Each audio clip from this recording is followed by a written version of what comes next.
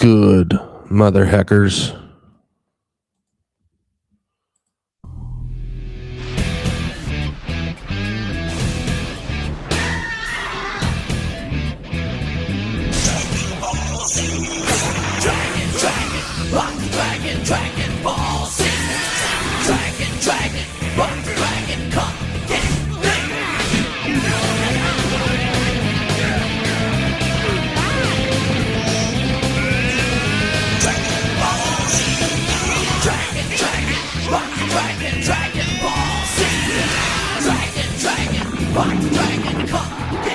Fuck yeah, dude. Fuck yeah. I thought that hyped me up a little bit more.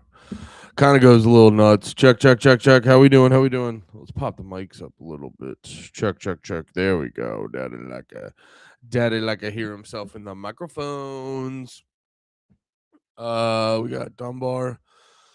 Daddy's also a little stuffy today, so I apologize if there's extra going on in my nostrils. But anyway, Dumbeezy, first in his name, first in the chat. Derek, I'm gay as well. Yes, DBZ. So yes, we are live on this beautiful week of Christmas. Hope everyone's doing good. Hope everyone's not working. I hope everyone's being the least productive they could possibly be. Hopefully you're not physically at work, and if you are physically at work, you're being again, like I said, the least productive you could possibly be. I'm starting to realize that. I'm starting to realize the American dream and hard work in general is all a part of the it's all a part of the psyop. Not hard work, but like hard work for the sake of it. What am I trying to say? Hard work not going towards anything. I apologize, by the way. I'm gonna be sniffing, dude. I'm a fucking stuffy bitch today, dude. I apologize. It was annoying me too, because I was like, dude, you know what the worst part about all this shit is? The fucking bullshit comes on. The fucking bullshit comes on because my dumb ass likes to drink, and then my dumb ass loves, dude. So I don't know if you guys know this. But Big Red loves to have a few. If you guys know anything about Big Red, know that Big Red likes a few. He likes to have a few. You get a couple brewskis, you get a couple beers, get a couple pints with the lads, however you call it. If you got a few of those, Big Red's right in there. Big Red's right the fuck in there. You know what I mean? Any picture of lads having a few, you look in the background, you go like, "Oh my god, is that Big Red back there?" Yeah, I'm right back there having a few with the boys. And brother, sometimes when I have a few, I go, I'm not gonna drink any water. I'm not gonna drink one drop of water because that might dilute the few. The few that I have, it might dilute them. It might lead to less fun. You know what I'm saying? It might lead to less fucking fun, and no one wants that. No one wants to have less fun. No one wants to have less fun. You got light beers in the mix, and you're telling me those could lead to less fun? No one wants that. No one wants that. Not a single person wants that. So you do that, and then you go, oh, you know what would be the most fun? We don't drink that water, and we get zero sleep. Because then, yippee, we're sick. So that's what happened. I blame my black friends, and one honky. The Matt and Shane production team, the Devils themselves, Lemaire Lee, Nate Marshall, Sean Gardini, for providing such a fun night every first and third Thursday of the month. Such an absolutely fun night. Optimum Noctis. Nah, I'm pissed, dude. I was like, nah, dude, every Noctis I go to, I just go like, wow, what a fun night. And I have like one too many beers. It's a problem. But oh yeah, also it didn't make it better that we were playing I can't drink or do anything until June 7th. No, why can't you drink until June 7th? That sucks. That's a while from now. That's half of a year almost. That's just under 6 months. That sucks. No, Noctis, we were also ripping that Munchkins game, and it's so fun. It's so fun drink. It's because I was I was talking on Pat. I was talking on Pat. You guys know how it is when you're talking on Pat. No, we were talking. I was talking to Pat on the last one of the last streams, and he's talking about how sorry,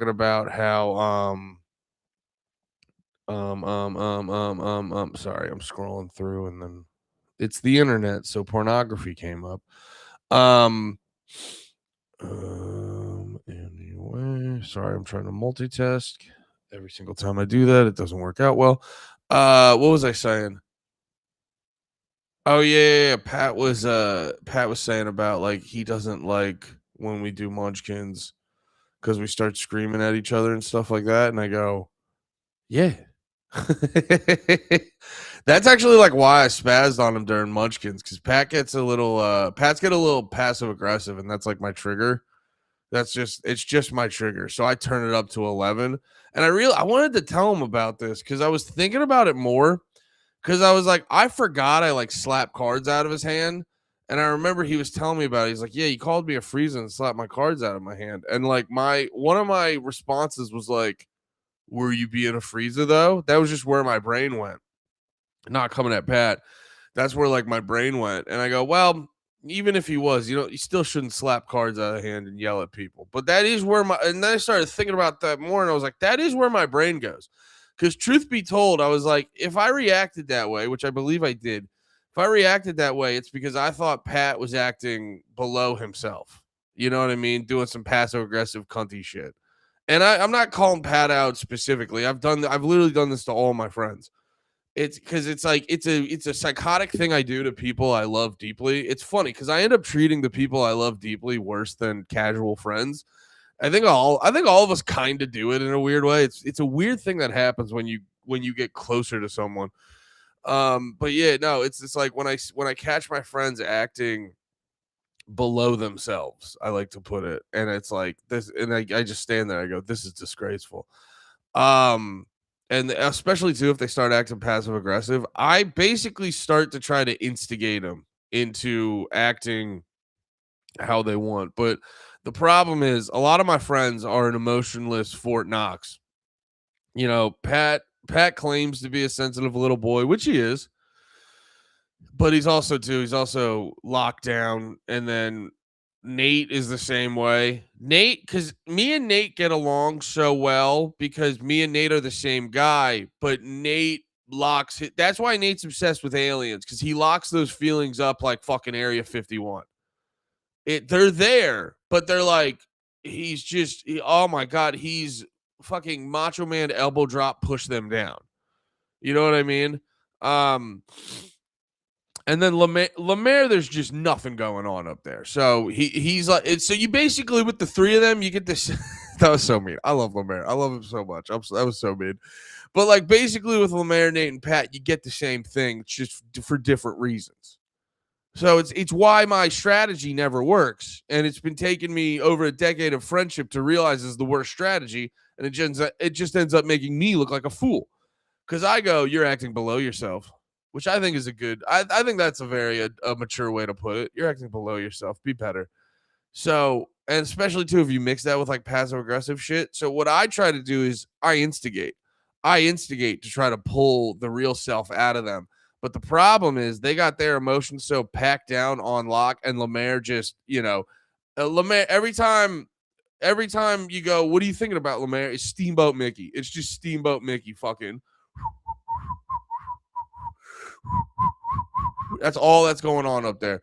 So either way, so you're not gonna get that from them the way I'm going about it, because it's like, I'm trying to fucking yell at them and not, but like I'm trying to come at it with overt aggression, and they're playing cunt ball. And if they're playing cunt ball, it's like screaming ain't gonna win at cunt ball.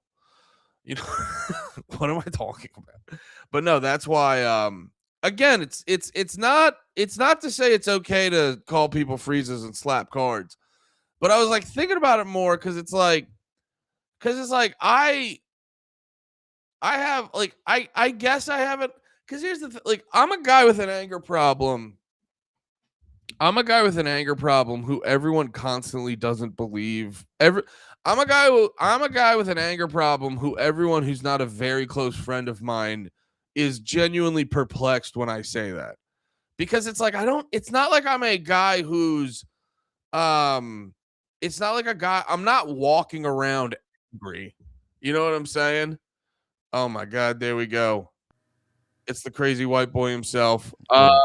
And I was like I was saying about why what gets me worked up and what gets me so angry because it's like a lot of people who aren't because I was telling him how like dudes like you, Lemaire, and what's the other guy's name? Nate. Because we're very close friends. You guys are the ones who've seen me like spaz the hardest but it's like I only spaz around the ones I love. Because people who aren't like close friends to me, they always every time I tell them I like get really angry at times. It's it's when I get really angry at times, they always like look at me like, you don't seem like an angry guy. And I go, I'm not, but I'm very situationally angry because Yeah. I'm like I got that justice in me. I love a little bit of justice. And I also love my friends and I love to micromanage my friends' feelings. This is what I realized. Cause I was like, I was telling them after we talked last week and I genuinely forgot I called you a freezer and slapped cards out of your hand. I was like, I'm gonna sit on that pause and like really figure out what that is. And it is a thing of like I was telling them, it's just like when I'm around people I love and I feel like they're I was telling them, I go, they're acting below themselves. I turn into emotions cop and I go like I will bring the real you out. And I realized a lot of that angry yelling and fucking with people is me trying to instigate people into like being them real selves and so like there's a sense of structure to it but it's also fucking insane and I was Yeah. realizing that and I'm just like oh you're just trying to like micromanage your whole fucking life and so Yeah. that's what I was pondering because I was like because I genuinely forgot about slapping cards and I was like where does that come from but Yeah. yeah that's what I was just mulling about. How have you been, Florida Hat? Pretty good, brother. Actually, I was just gonna say like you don't have to worry about me not being myself around you. I'm pretty much unfortunately done a lot of work to where I'm kind of always myself, almost to a like a unk level. You know what I mean? No, Like no, to no. Trust me, you are unfortunately yourself. yeah, like that. Like you know how like people when people say like what you see is what you get. Like legitimately, like when it is surprising to me though when I say the same thing when I go like, oh yeah, I get furious, and somebody's like, really, you don't seem like that kind of guy. I'd be like, wow, you don't know me even a little bit. You're right. Oh, did none of that show up? No, I didn't see it. I Did you I spill? yeah, I spilled so much of my soda. I have to I have to get a towel. I'll be right back. That's all right, brother. But yeah, I'm kind of myself at like right under the surface pretty much all the time. So I get when he says something like when he says something along the lines of, "Hey, I want to try to provoke this out of you." You're gonna get it, and you're not gonna enjoy it. It's not gonna be as fun. Like I'm not gonna match like when he says I got that if you got that dog in you kind of thing. I just have that like shut down. Like I don't give a fuck. I'm not gonna engage thing. You got that three-legged dog with one cloudy eye in you. That's Yeah. what you got. I just one of those things where like legitimately, if you come over and you try to fuck with me, I'll have to do it. But what? Oh, did you see this comment? I was telling him what's going on in all of your brains. And I was saying because I was like Pat's a tough guy, but he's also got emotions. And I was like, Nate has emotions, but he pushes them down. I was making the joke. I was like, that's why Nate's obsessed with aliens so much, is because he hides his emotions like they do the alien bodies in Area 51. That's how far Nate. And then I said, and Lemaire's he's just got nothing rattling up there. Lemaire's brain is the Steamboat Mickey episode, and Yeah. his brain is just Steamboat Mickey going. Yeah, No, I think my thing when I spaz is I just get the thing that triggers me is when dudes act passive aggressive and like cunty and stuff, and I'm over there going like, yo, if you just want to call me a freezer, call me a freezer. So then I try to instigate to get them worked up to then call me because it's like, yo, if that's what you want me to do, or if that's what you want to do, let me help you get there. Like that's how my brain works. Cause I get I let myself get triggered by passive aggressiveness very easily. And then I start screaming and I look like the fucking actual psychopath, which I am. Well, it's like the classic like any professional sports thing. The refs never get the infraction, they get the retaliation. So like you'll never get the it's just how like it's how every, interaction thing starts. Any video where there's an altercation, it's always like, can you believe this guy's doing it? Yeah, well, like, can you just tell me what happened like 5 minutes before this? Yeah. And it's like, yeah, because you probably, and that's what I'm saying is like, it's a thing where I'm like, I'm going to be the person that I am no matter what kind of thing of like, but I also sometimes know how to like, at least to get out of a situation to just not engage.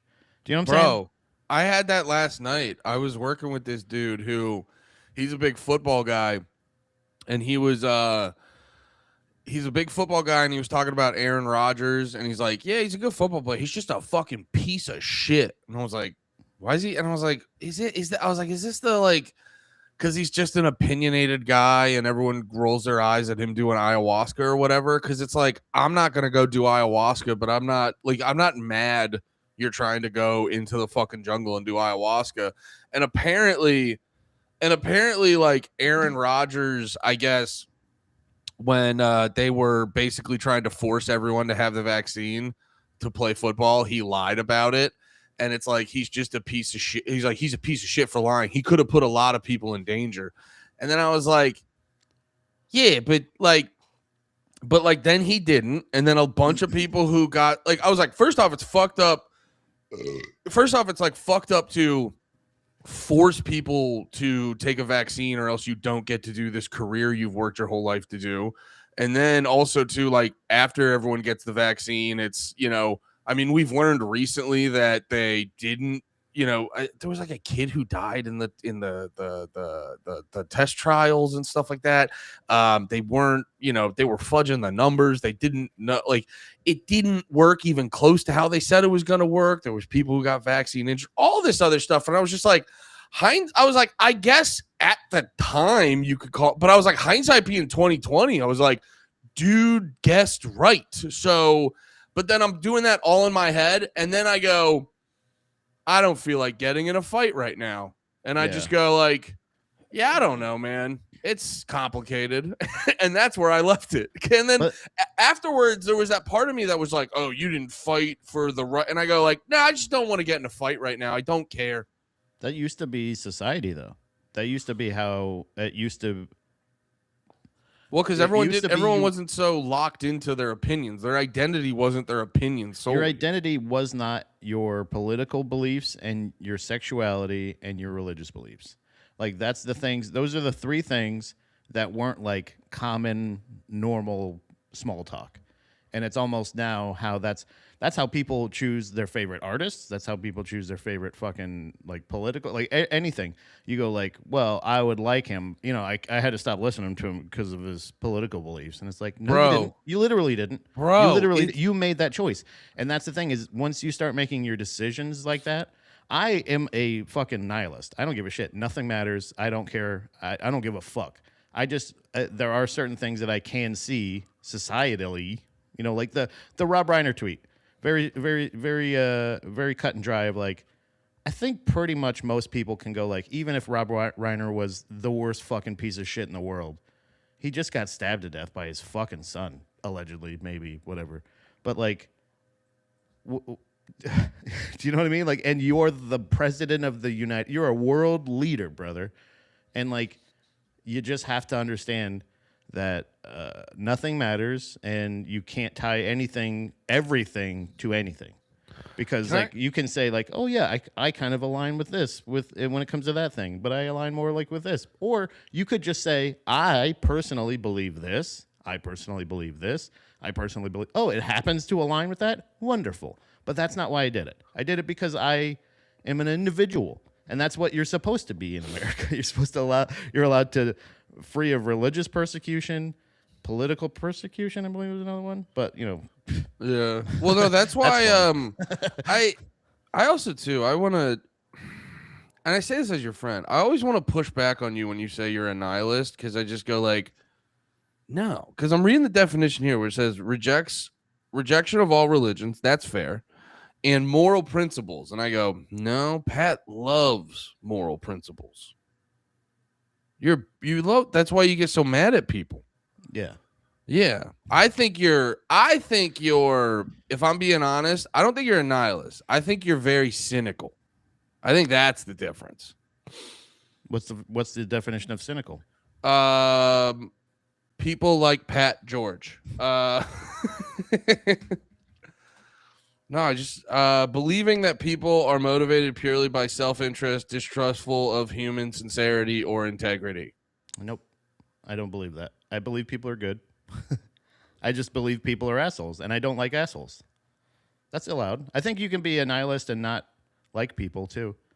Or you can like people also. Wait, you just said people are good, and then you said people are assholes. Yeah, they're both. Everything's everything. Everybody is everything. Nothing matters. It's people. There's cops that are really, really good guys, and then there's cops that are really, really shitty people. There's politicians that are into it for the right reasons, and then there's tons of politicians that are into it for money or lizard people. Well, I guess my thing on the whole not whatever people like call themselves a nihilist and then they start trying at anything. I go, aren't you just like isn't that a self-contradiction? Of what? Just being a nihilist because you're like trying. I mean, I'm You know what I doing mean? it for, but it is very selfish in the pursuit because I'm just trying to make myself happy. But I'm also in the same sense of like not trying to get in other people's way. So what's the deal with the root beer candy? What do you mean? You just trying to make yourself happy? What's the deal with the root beer candy? I love root beer candy. Yeah. Yeah. I don't, Why you get more of it though? Why do you bring it to the pod? Why do you dull it out like it's I'm goddamn? at the pod. Yeah, but I like root beer candy wherever I am. And just because I have, but I mean, more you make it rain root beer candy. You got more because you like being the root beer candy guy. You make sure there's root beer candy on deck because you like being the root beer candy guy. Yeah. You like making people happy with the root beer candy. You like that look. Oh yeah, I love making people happy. That's there's nothing wrong with that. I don't think that nihilism is the belief that nothing really matters. Nothing actually really matters. And I absolutely believe that. But it doesn't mean that because nothing matters, you can't do what you want to do. It just so happens what I want to do is give people root beer candy and not give a fuck when somebody is an asshole. I feel you. Know what I mean? That's what I want. That's my pursuit. I feel that. I just don't. There's something about being a nihilist and then giving a shit that always feels contradictory to me. Well, that's why I usually try to preface it by saying I'm a peaceful nihilist. It's a person. It's essentially anarchy having two meanings of like it is crazy, chaotic, and everything like that. But you can also have anarchy with 100% world peace because then you don't need rules. Like it's just a society without rules or laws. So if you have an anarchist society. Anarchy's more about not having like rulers in the sense of a government. You would still have rules, but it's more based around voluntary exchange and shit like that. No, it's like a society void of rules or laws. No. That's what I'm saying is like that's like a common misunderstanding of anarchy because anarchy's always associated with people throwing Molotov cocktails and doing all that stuff. But if you actually look at it from like a political, or I don't know if it's political, but like from a philosophical standpoint, it's more about having no rulers. It's about like voluntary exchange and shit like that. I don't like the name because I agree with a lot of the anarchist philosophers out there. I don't like the name though because it's so loaded at this point. Yeah. I was gonna go back to something you were saying earlier because you made a point and it reminded me why I get so annoyed with the people. It's why the fucking Matt Honeycutt shit triggers me every single time with like Kubla Khan. Where it's like people go like, oh, I liked Kubla Khan, and then I found out he liked one pro-Trump post, which I always bring up. I go, dude, the post he ended up liking was the fairest opinion anyone could have had at Trump, where it was like that opinion was basically, I don't like either of them. I'd rather roll the dice with Trump. And I got to tell you, That was probably a huge chunk of America before the last election. I don't like Kamala. I don't like Trump, but he's the only one saying shit that I like. So I'll fucking pinch my nose and roll the dice on that guy. And then he likes that tweet. And now it's just, and I probably see it a little bit more than normal because my algorithm knows what I love to get mad about. But it's just that whole fucking thing where before that, no, I didn't see anyone say a bad thing about Kuba Khan. Everyone's calling him fucking caveman. Jock Jams music, which the Jock Jams line is a very funny criticism because I get where they're coming from, but you never saw the hatred. And then he likes one Instagram post and it completely shifts. And I just go like, you're not a very substantive human if just like you were like, dude, this fucking rules. They're the fucking next thing. Wait, he disagrees with me slightly? And then you're just like, never fucking good the whole time. It was the Louis shit. And find out Louis a creep. Never funny the whole time. It's just like, why do you exist, man? What are you here for? What are you doing? Yeah, it doesn't make any sense. I've definitely changed my opinion on people, but like it doesn't really change the shit that I like. It might put an asterisk to it in my head, but I try not to do that stuff where like I do enjoy the voting with your dollar thing. I just don't like the campaigning to vote with someone else's dollar. Do you know what I'm saying? Like, if you don't explain like that more. I've never heard it that way. If you want to say fuck Matt Honeycutt because of what he says, I totally support that. I don't agree with it, but like you absolutely can say fuck him. I don't like what he says. That's fine. That's why America and punk rock rules, right? But it's when people start posting it. It's when you start calling people to tell them that you're not talking to them. That's when I go, oh, you just. It's like you're making it a point to go like, wah! And it's like, and you want a bunch of mommies to come over and pick you up and make you feel like a special little boy because of why you're crying. You're crying because it's really special. I know other people are saying stuff, but like, can you believe that he liked that tweet? And it's like, so Pat, I got to tell you, I didn't realize Uppies was part of this. Yeah. So I am going to start crying a lot because I really haven't had Uppies in a long time. Brother, I'm telling you right now, you know the best way to stop an altercation? Any altercation. It could be road rage. It could be an altercation at the valet. Anything. You start and they go, you motherfucker, blah, blah, blah. Just go, and sit down on your butt and go, and just start crying and throwing a fit, it's over. Dude, you think they're going to kick a baby? They aren't going to kick a baby. You know what I want to do, actually? You know what I want to do? If someone starts yelling at me, I want to turn to the closest wall and just... just to like see what would happen.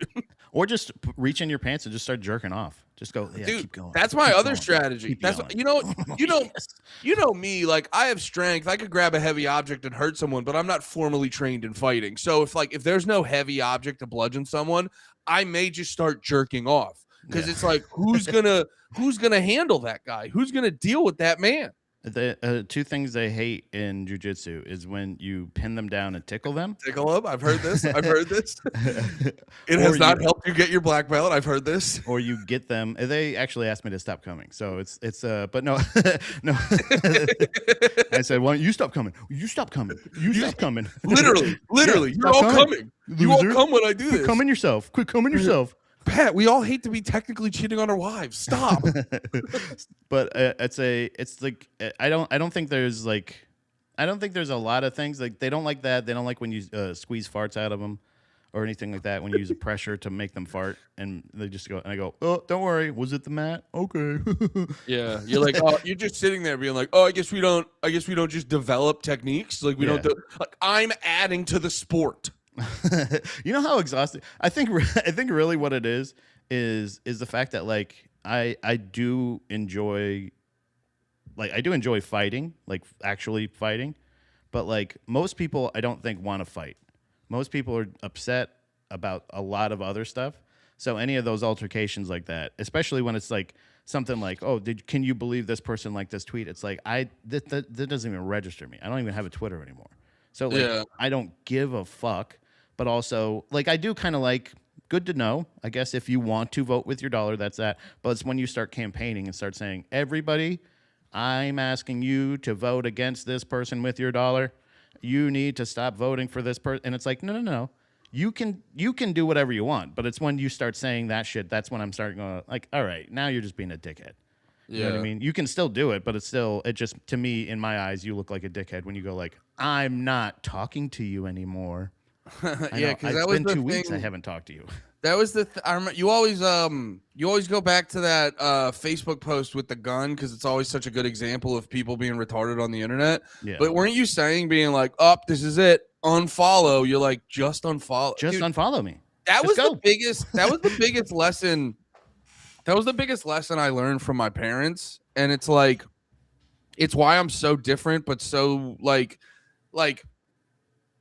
opinion wise and the things I'm into, I'm very different from my parents. But like at my core, I'm exactly like them because they like. What's up, Sorry, Stanley? we had an update.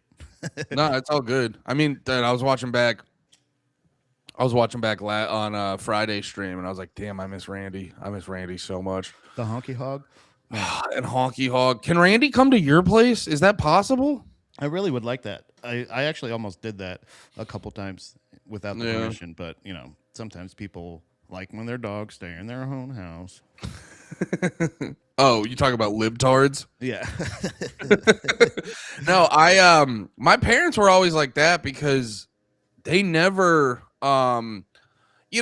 there's a lot of shit they don't like, but they were always the person like, yeah, I'm just gonna like change the channel or I'll Yeah. leave. I remember talking to my parents recently about that because there's like, they're the type of people that'll watch Big Bang Theory and they'll hyperventilate. You know what I'm Yeah. saying? Yeah. But like I will say though, that they're like my mom's pretty like straightforward on her media. My dad's an interesting type where he'll watch that, go crazy, and then he'll just tell me about some obscure samurai movie. He has 20 DVD, like the 20 DVD set that I've brought up to many people and they never heard of. My dad's like he's a equal opportunities media lover. He likes the whole which I always found very interesting. But no, like I remember telling him about some stand-up shit and they were like, yeah, I'd probably just walk out of the room. Like I don't even know if I'd ask for a refund. I'd just be like, yeah, I'm good. Because it's like that's what you should fucking do. And honestly, that's the thing too. What? Sorry, Derek's thing. What did he say? I feel that. My parents' interests and opinions are retarded, and I'm ashamed. Yeah. I totally said, brother, I feel that 100%. Like I think that's when I started getting to the point where I was like, where I was becoming the peaceful nihilist, where I was just like, And yeah, I'm like, parents suck. And I'm ashamed of them is so funny. No, my parents have very milquetoast taste, but at their core, they're very like, they have really good ethos. So because when I was younger, I used to think they were so fucking lame. And now that I'm older, I just go like, oh, you're just boring. You're not lame, you're boring. You know what really sucks is when I found out that like people in my family were the kind of people that I fucking hate in society. And that's when I was just like, then I was like, I don't know how I can just like, I love you. Like legally, I love you. But it's like also like if you were my neighbor, I would call you the piece of shit next door. You know what I'm saying? Like, I'd invent new I don't know slurs why that for you. changes any. Do what? I'd invent new slurs for you. Yeah, I would hate you with such a white hot passion that I would never want anything good for you. So like, well, and that is I don't what we understand call how you. you can. What? That is what we call you, the white hot passion. Actually, I got this here. Don't tempt me, dude. Oh, I thought you meant your mustache. I was like, I'll let you eat my pussy, Pat. Hey, I'm gonna clear a sheet off for you, Andy. Yeah. Hey, someone clip this up. Let people know I'll let it Pat eat my pussy. There's a new zesty boy in town. It's real fun when you're in the middle of a conversation happening for the first time. No, because I have a family member who's kind of going through that where and let me be vague about it, but the parental structure is, to put kindly, not doing great. Yeah. And it got me worried for a certain young man. And that young man is completely not taking anything negative out of this. He's only like, he has a good mindset and he's like being productive and positive with his life. And I go like, and I'm like, that's always interesting to me because there's so much shit that is just like, you're how you are so much from your parents. So when I see like this certain family member and like how you're talking, where I've never met your family, but the way you describe them, yikes. No, they're not bad people, but they're like in a lot of cases pajama trash. pants at Walmart. Trash, absolute trash. Where I would just be like, "What are you doing?" So what? Okay, so at what age? That's what I'm curious about. Like, I'm curious about how you look outside of that and then become a productive member of society. What age do you notice that? I think once I got to know Dom, it was probably around like 20. I had a big shift in my like 20s of like personality wise, of like being like a kid to having to be more of a jaded kind of adult, or like realizing that like when it was like me and Dom's situation, and realizing that like parents could be like way wrong. Yeah. And not even like just opinion wise of like, oh, you're a disciplinarian. Like, oh no, you're a fucking idiot. Like there's certain cases where you're like, oh, parents can not only be wrong, but stupid assholes. And like to where you're like, no, you're the kind of person I fucking hate. But you are my, you know what I'm saying? Like, I'm not saying that's what you're my caregiver. Literally, you're the one that birthed me, and you're the one, and I don't agree with you in any way diametrically at all. So let me ask you this: before you met Dom and you had this rebirth, do you look back and go, "Oh, I was trash. I was trapped. Like that's what it was. Like I thought I very easily could have." And then you looked at that headstrong, and you're like, "I'm going to take that on." Is that trap? I don't know if that's trap. Don't give me goosebumps right now. Do not give me goosebumps right now. Do not get me the horniest I've ever been. Do not do that. But like, yeah, that was perfect though. I'm just ready to take you on. Is that trapped? Fuck. Yes, it is. Yeah, you nailed it. That was the 1999 NHL postseason anthem. Yeah, brother. Imagine hockey highlights with the New Jersey Devils and I think it was the Colorado. Brother, the second I started playing that, I thought of a fucking hockey game start menu, and I want to play. So, dude, do you remember NHL hits? Yeah, bro. They would play. They would play fucking rolling. How do you think I was ignoring my trauma during all this time, idiot? You think I was going to therapy? No, I was playing blitz hits. MLB, whatever, I guess, whatever. Let me hit the other players. Yeah. I just wanted violence. Yeah, the baseball one was basically set up so you could stop playing baseball and fight. Not enough fighting. Yeah, that's how I had the settings. And then the NBA, how could I foul as many people as possible? It's all free throws. But yeah, I would. Wait. So I felt. What's the baseball one again? I don't know if they had a hits version of it. They had something. They had like a big head version or something like that. I feel like they had like a cartoonish one. Slugfest? Is it Slugfest? It might be. It was like it was probably where they're like, "Oops, all home runs" or something like that. Where either you get a home run or you're out.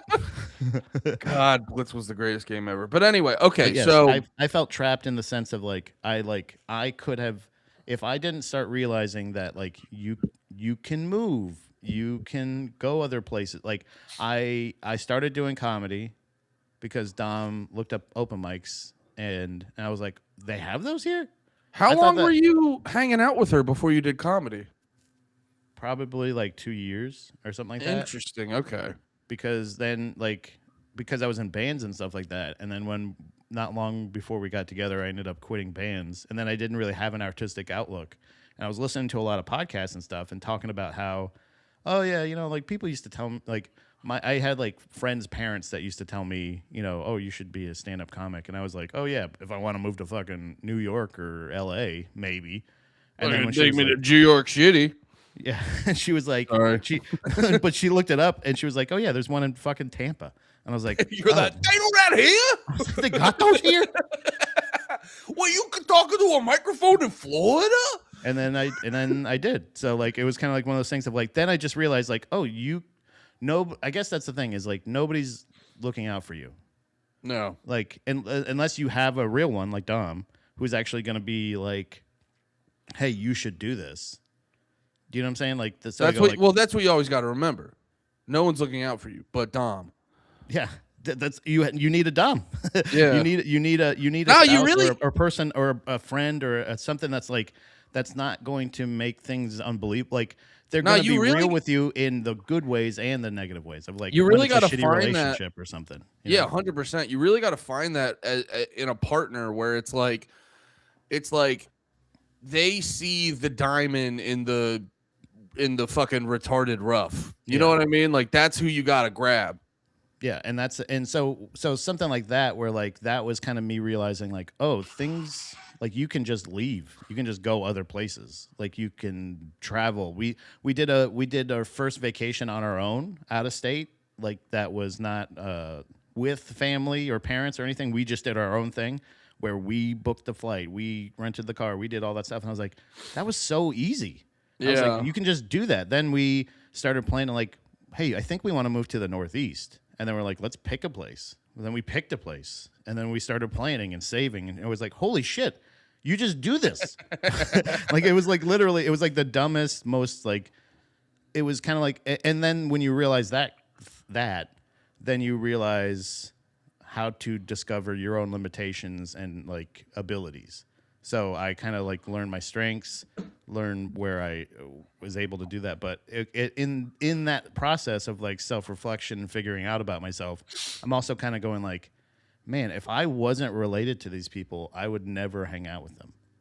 And like, I would never hang out with them because like, and it's just not, it's not even saying that in like the 100% negative way of like, I hate these people. It's just like, these are the kind of people, like the things they like to do, the things they're interested in, and the things that they believe, a lot of it just doesn't fucking line up with me. So like so I go to family functions. I never understood why every time I would go to family functions, it was 100% small talk. It was all, what are you watching? What about this? Did you see that? I can't believe we're talking about like we're on a fucking Tonight Show or on like, what's the guy, Comics Unleashed? It's like we're on that. Byron you know Allen. Yeah, it's like we're all sitting there just going like, so, Casey, you went on vacation this weekend. How was that?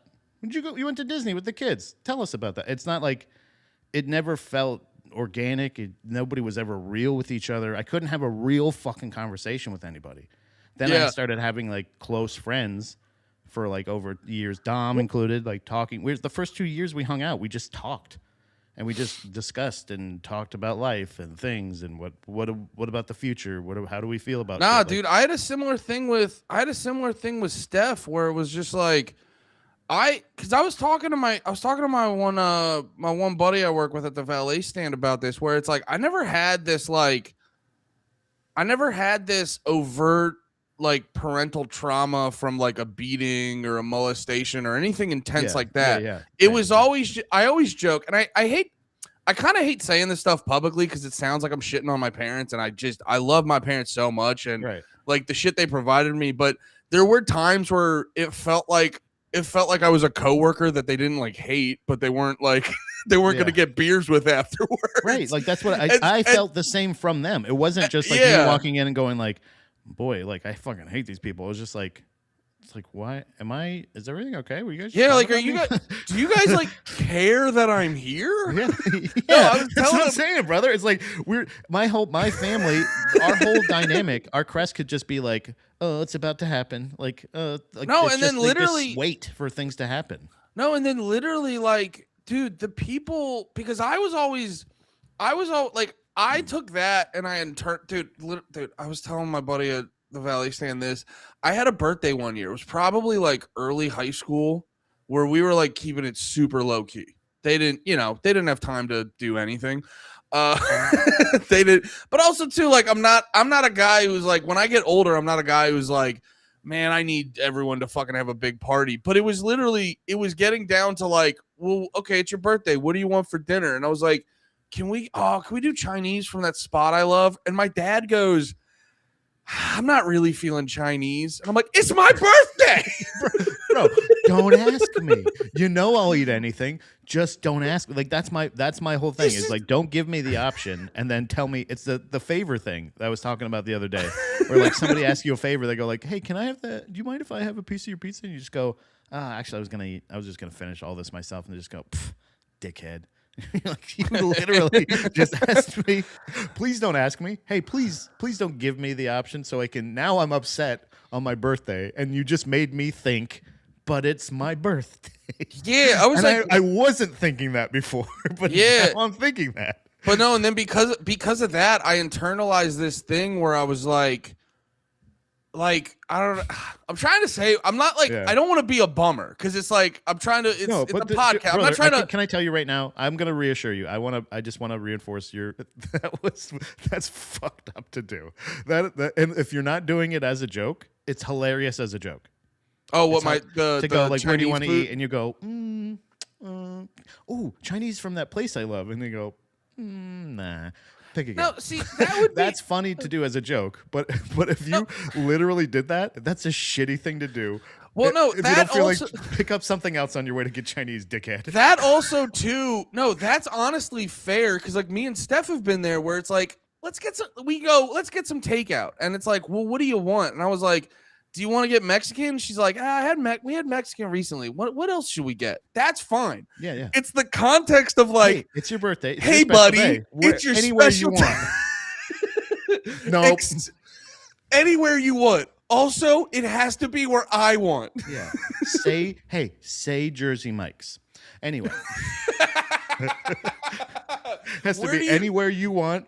Chili's is an acceptable answer. Where do you want to eat? It's Jersey Mike's. What do you want from Jersey Mike's? Yeah, what are you gonna get from Jersey Mike's? I don't have enough for a whole sandwich, so you can watch me eat mine. Well, I appreciate you now acknowledging my pain, Patrick. Brother, but no, because that's you turned me into a fucking Sweet 16 diva. You made it that like it was the Jersey thing. When my mom asked me what I want for my birthday, and I said, "Don't worry about it, it's all right." And I'm like in my teens. I'm already at the level where I'm like, "Don't, please, just don't." And she goes, "No, tell me what you want." And I go, "Okay." I said, "I'd really, really like a New Jersey Devils hockey jersey." She gets me. Oh, she goes, "Okay, well, I guess I'll have to keep an eye out for that." It does one of those things where you're like, "Cool, thanks for getting my hopes up." And then birthday time, she goes, "Here's your book." And you go, "You just made me so ungrateful for a book. You got me a book. You got me a Christmas gift when I would have been so happy and grateful for just a nice dinner and cake with my family." Dude, You asked me for a gift. You asked me what I wanted. I told you, and you went, "Okay, I guess I'll take a look." And then you were like, "So here's a book Dude, that I had got at clearance or something." It was not even. It's not even like a novel or like a comic book or anything like cool that I would be interested in, or a book about hockey. Even. Yeah, it's just a book. It's just a book. It was a book about 1,000 fun facts you've never heard before. It's a book about how your son's annoying. And they just go like, "Why did you fucking ask me? Please don't." Dude, ask I had me. the Just same go one. on. I had the same one, dude. I got really into Between the Buried and Me when Colors came out, and they put out a live album, and I was like so excited. And like, same. I got that too for Christmas. Yeah, well, can I borrow it? Because I didn't. No, I just remember like I asked for, it's Christmas. I'm younger. My parents are doing good. They get me a bunch of stuff. I asked for, but I just kept hammering home that I really wanted Colors live. Yeah. And I kept telling people, and it's just like, I remember it just never showed up. And it again was that thing where it's like, why'd you ask? But that one's not as big of a deal because it was like I got a bunch of shit that year. It was just the one thing I wanted the most. That's the thing. That's what I'm saying is like, whenever I ask for something, I've learned, I'm so like, I can't think of the word. I'm so like beaten down. I'm so trained at this point where I go, like, don't hint at stuff you like. Don't mention things that you might want. Don't wait till Christmas or your birthday. If there's something that I want, I'm saving. With my Switch, I saved up. I worked extra. I did all that other stuff, and I got my own Switch because if I just kept going like, boy, Switches are on sale. If I drop hints and I go, oh, Switches, I'm only going to get my hopes up. It only conditioned me, and that's what I'm saying is like, I knew we were not well off. I knew we didn't have money. we lived on a dead end street across from a factory. I know we're not rolling in the dough. Your You know what I'm mom saying? keeps pointing at the factory. Get a fucking job. Just in walking distance. You want to switch? Get a fucking. I guess they weren't real back then. But like, but that's what I'm saying is like it kind of conditioned me again with in addition to like that thing of like, oh, you can just go on your own vacation. You can just buy a flight. You can just Yeah. you can just do that. You can buy a ticket. So any of those things, realizing your own abilities is also like kind of realizing your boundaries in that sense too. Of like, if somebody asks me what I want for my birthday or Christmas now, I just go, Yeah, I'm the same way. don't worry about it. It's kind of if there's something I want, I'm a man. I can buy my own things. But Yeah. because the thing is, unfortunately, and maybe it's because of how I don't know, man. I feel like I'm a pretty open book. No pun intended. I feel like I kind of tell people the things I like and I'm interested in. That like when people get me gifts or ask me what I want, I'm like, if you're asking me what I want for Christmas or my birthday, I kind of feel like you haven't been listening. Why are you getting me something for Christmas? Like, why are you buying me a gift if you're asking? I gotta, just buy it. It's so much better to just go, hey, I got you this, and you go like, yeah. you live. I with do me. gotta show love to my parents because they did hook it up in I think it was 7th or 8th grade. They hooked it the fuck up and got me a drum set, and it wasn't cheap. And yeah. Literally, brother.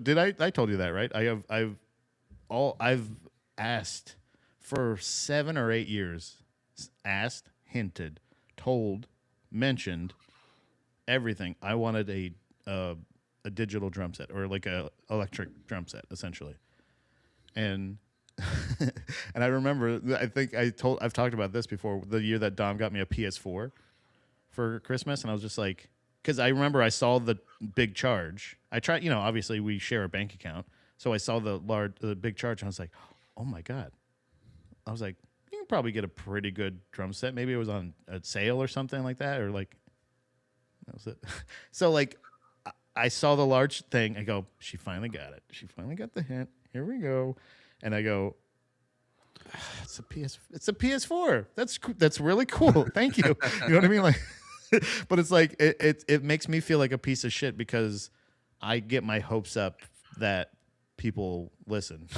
Well, that was the big thing. Well, that was a big know me. Well, no, I get where you're coming from because I personally have a problem with like I'm too sentimental with things where like I remember one year I went like balls out because I remember Steph was like mentioning, she's like, oh yeah, we used to play PlayStation 2 and this game was like my favorite game to play and stuff like that. And then I remember, dude, I drove all the way to King of Prussia to buy like a PS2 for like $100, and then I did all this stuff, and it was like I found out that was just an interesting anecdote. Yeah. It wasn't. That was a fun weekend we had, and you're like, yeah, it wasn't a request for a PlayStation 2. It was just like, and that's not on her. That's me hearing that, and I go, PlayStation 2. She clearly wants a PlayStation 2. She's but you were listening. Yeah, but know, no, but then also too, I sometimes ruin my own expectations because I build things up way too much, and then I go and do the thing, and I just realize I live in reality and not a movie I've made in my head. Yeah. You want it to be your parents going like, well, I guess that's everything, and you go, okay, and then they go, wait, what is that? Is there something on the front porch? And you go, what? You're like, and you open the door and you go, you're like, we got you Pamela Anderson, and she's gonna suck your dick. That's what I wanted. That's what I wanted, mommy. Yeah, you had my Spencer's wish list. I think there's brother. There's like, when I was in 8th grade, if my parent, if I opened the door and it was Carmen Electra and Pamela Anderson, they're like, we're gonna do that thing where we both create a circle and blow you at the same time. Yeah. I go, no more Christmas. This is all I need. Yeah, this is it. You'll never hear another word from me again as far as good or bad gifts ever. Yeah, and that's what I'm saying. It's like it's not a bad thing. It's just the fact that like when people say like the thought that counts, it's the thought that counts or anything. I do agree with that. You thought of me enough to get me a gift, But unfortunately, you buying me this particular gift shows me that you may not actually know who I am. And that's the unfortunate part, and that's kind of bums me out sometimes. But like Dom has gone on a run with like, she knows not to get me gifts like presents because I don't give a shit about most like things usually. Yeah. But like she's taken me to a rage room. She took me to Young Frankenstein on Broadway, or like the musical Frankenstein when it was in Clearwater, like the traveling company or whatever. Yeah. I was like, this is like she fucking gets me. I fucking love Yeah. that movie. Yeah. So like, It's funny too because I was talking about having autism and shit like that, and it really shines through with my receiving of gifts. Because, dude, like I I I think I need a second hand to count the times I've opened gifts, and it's just been every time I dye shirts. Like that's like, everyone jokes like, I know. man, Are you you equally as excited every time? every time Isn't it I funny? die, Yeah. every time I die for This it. guy. This No, guy. legitimately, like you'd think by the fucking 25th shirt, I'd be like, really another? And I go, no, another every time I die shirt. Yeah. Yeah. Yeah. I like this thing. Another thing of it. Yay. Because Yeah. that's really how I am. That's why I love band shirts so much. Because I'm a very like that's half of my whole thing. I go, I like this thing. I'm gonna let everyone know I like this thing. So like the fact that I have multiple shirts of things I like, Yeah. it makes me so happy. Yeah, I think I've told Dom that too. Like as far as when it comes to when I find shoes that I like, or a shirt, like there's a particular camo shirt that I found out. I think it was Walmart, that is like a long sleeve. It's so funny. I bought it and Dom was like, "Oh, cool, another camo shirt." I was like, "Isn't it pretty?" I literally was like, "I think it's a nice shirt. I like this design." I was like, "This is essentially Yeah, no, that's the fucking this is like a flower shirt. It's like a Hawaiian shirt. It's just different dude, it's roughage." legit. I was looking into it. It's legit like the ADHD autism shit. It's that shit where you go like, well, I like this, so I'm gonna keep doing this, dude. If I find a shirt I like for $13, I'm gonna buy about 4 of them jokers. Bro, 'Cause I did it. I'm gonna spill on a lot of them. Dude, I did it the other night. I was parking some cars. There's this place. I grabbed some fucking chicken fingers. It's goddamn, they're goddamn amazing. I grabbed some chicken fingers, munch on those, finish up my shift. I go, I'm still hungry. There's a Raising Cane's nearby, so I go get some chicken fingers. And then the Bang, next bang bang, yeah. Then the next day, I was like, I'm not gonna go out. Me and Steph are gonna hang out. I was like, we're like, what do you want for dinner? And I'm in my head like, chicken fingers. And then I just go like, let me change it up a little bit. And I go, chicken nuggets. chicken wings. Oh, boneless. Fuck, I should have. I didn't even think. Boneless chicken wings, really. But that's no, it's not. It's Nuh-uh. different. It's different. They're shorter. They're shorter and smaller. They're not long. The sauce is different, I think. I mean, if you're fucking, they might be your fingers if you were in war or a third world machine factory. Yeah, but brothers. these are boneless wings. Yeah, brother, I could definitely eat, like, if I find stuff I like, I'll even eat it. I would do this a long time. Brother, from I think I'm pretty sure elementary school, maybe middle school through probably high school, all through middle school, I ate the same breakfast every morning, which was ghost toast. I've talked about that, right? Ghost toast. Dude, ghost toast. Wait, what was that again? It's toast with butter on it, and then you sprinkle coconut on top. Oh, okay. That's not as crazy. Every morning for fucking years. Brother, that was my dude, breakfast. Brother, I'm the exact same way. I get myself into patterns. It's actually, dude, I started to realize it's why I fucking eat so much fast food, even when I'm not. Stanley, don't be so fucking mean, dude.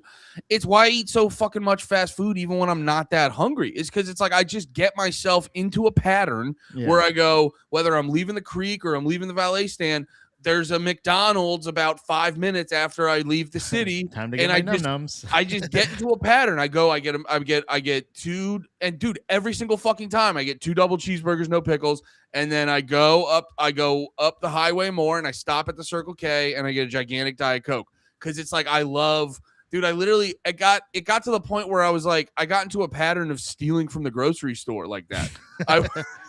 Dude, I would go to Aldi's because dude, it started to register, and I go, every time you go to Aldi's, Going to Aldi's and I go, give me all your money. I have ADHD. It's just a habit. It's just a habit. No, I have ADHD. Sorry. I have ADHD. You have to let me steal. It's a tick. No, dude, I would go to Aldi's and I'd be like, yo, you gotta stop. Every time you go to Aldi's, you eat a full chocolate bar. I definitely have my little rewards everywhere I go. I'm like, well, I did really good, so I guess I should get a double. Well, I'm really excited. I'm getting home early enough to have dinner. Better get a bacon double cheeseburger and maybe some chicken nuggets. See, mine, it wasn't even a reward. It was, you know what? I want that chocolate bar. And then you're like, this is what it would be every time. You get the chocolate bar, you open it up, and you're like, yeah, I'll pay for it at the fucking register. And then you finish the chocolate bar halfway into shopping, and you're like, I could also just put it in my pocket. Yeah, you look around and you go like, maybe I'll forget this one.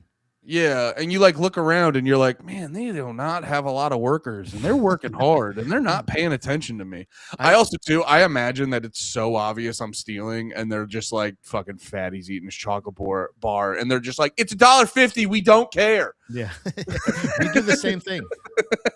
Oh, but no, I would do a bang bang of stealing because I go to Aldi's to get like my basic shit. Because I got like the one Aldi's near Austin I live right next to, thank God. And just giving my address away.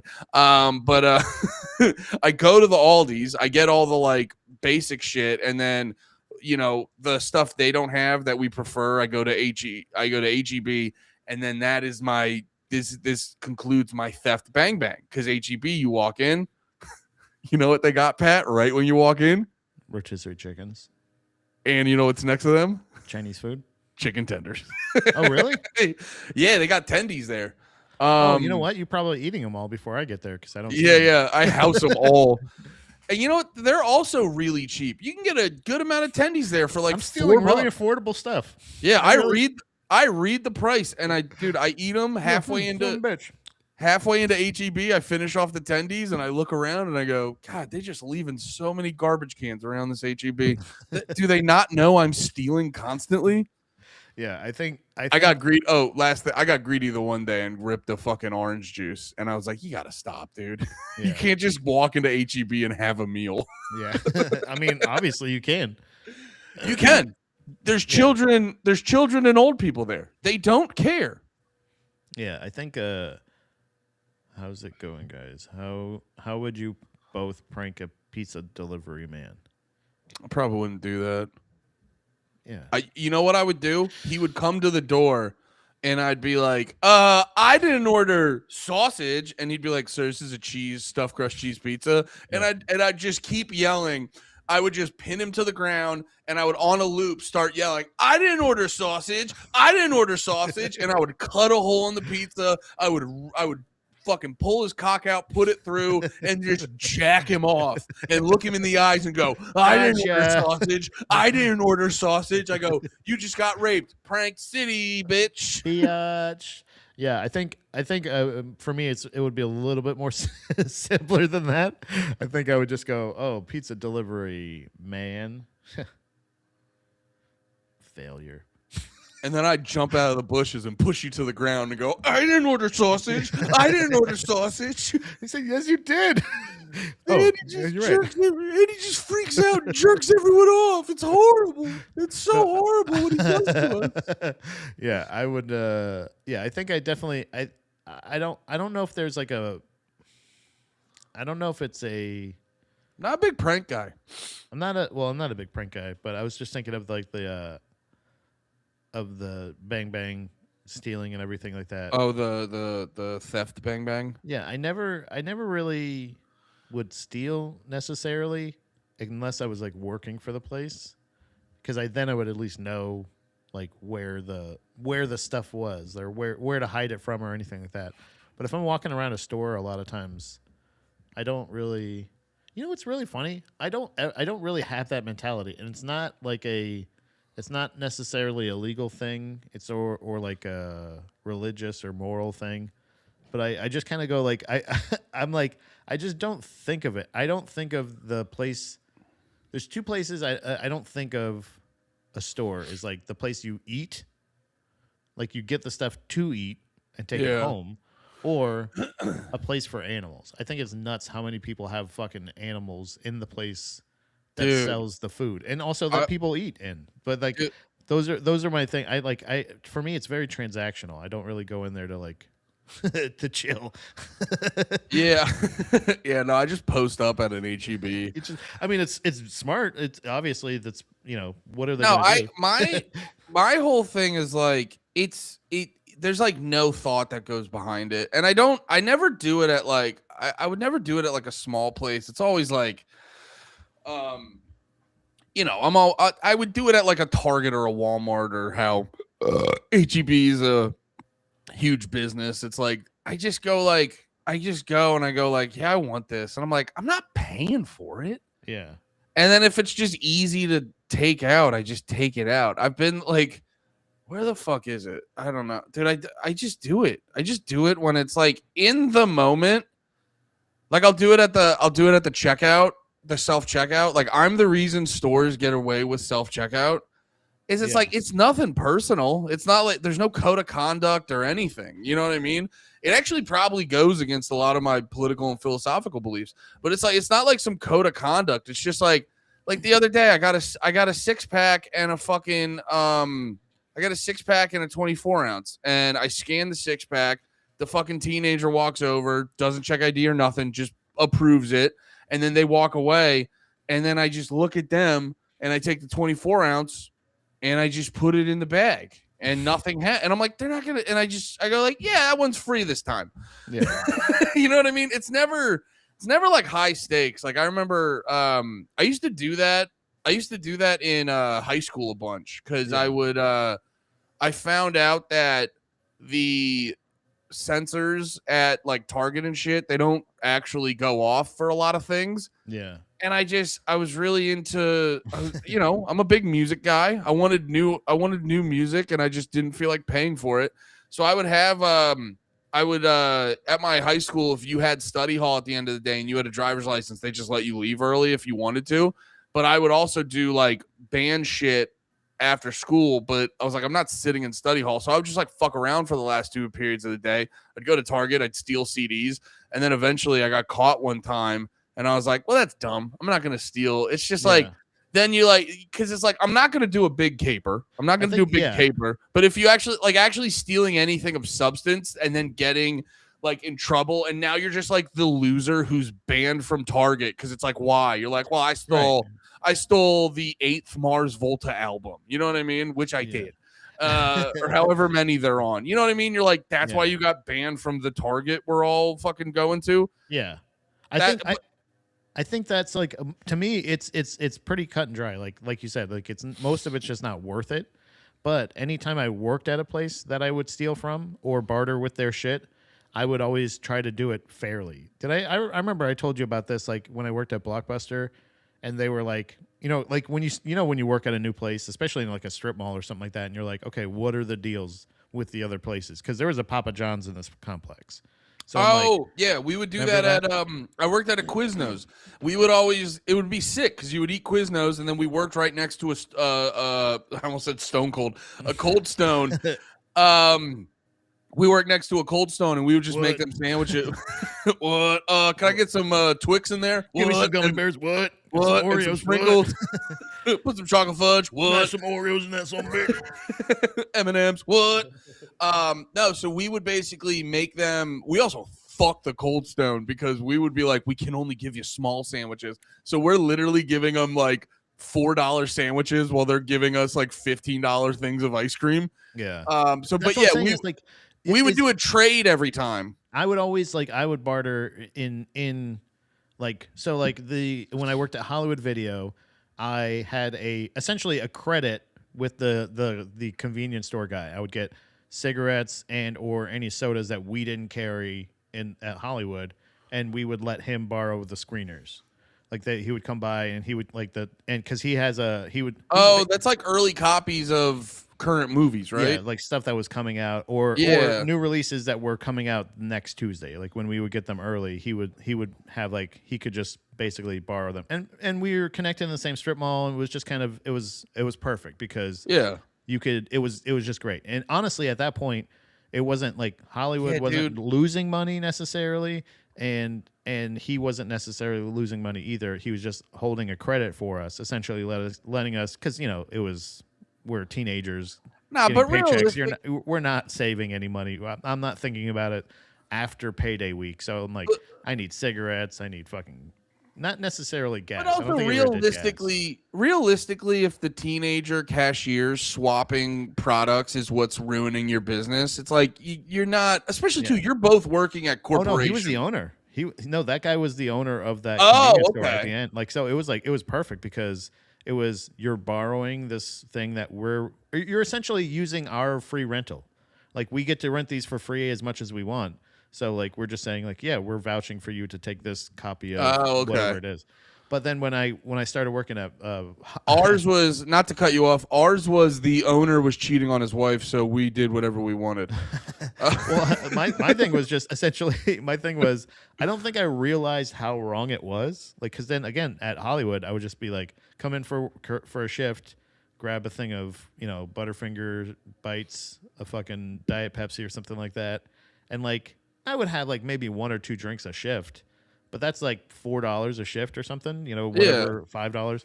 So I never thought it was that bad. But when I found out what their deal was brother, these motherfuckers at Blockbuster were getting fucking worked by Papa John's. These idiots, these fucking dumb assholes. What was it? Brother, they were like games. They would say, okay, so Papa John's, you could get a large pizza, and I think like bread or like a dessert or something like that. I'm like, that's a pretty good deal. What do we give them in return? And they say, oh, they can just pick whatever game they want. And we're like, I was like, okay, that's to keep, brother. I said, I go, wait, so like to borrow, and like they just bring it back after, and they're like, well, yeah, if they want, whenever they're done with it. And it's like, what do you mean whenever they're done with it? You just let them have the game for as long as they want? I give because a large one fucking pizza and bread, not like endless pizza and bread. Every time you would have a transaction, they say like, yeah, you call over there and order whatever you want. I'm like, you guys are fucking getting worked. You guys are retards, dude. Because like then I'm like, how are you keeping track of this? 90s? No. This is 2000. This is 85.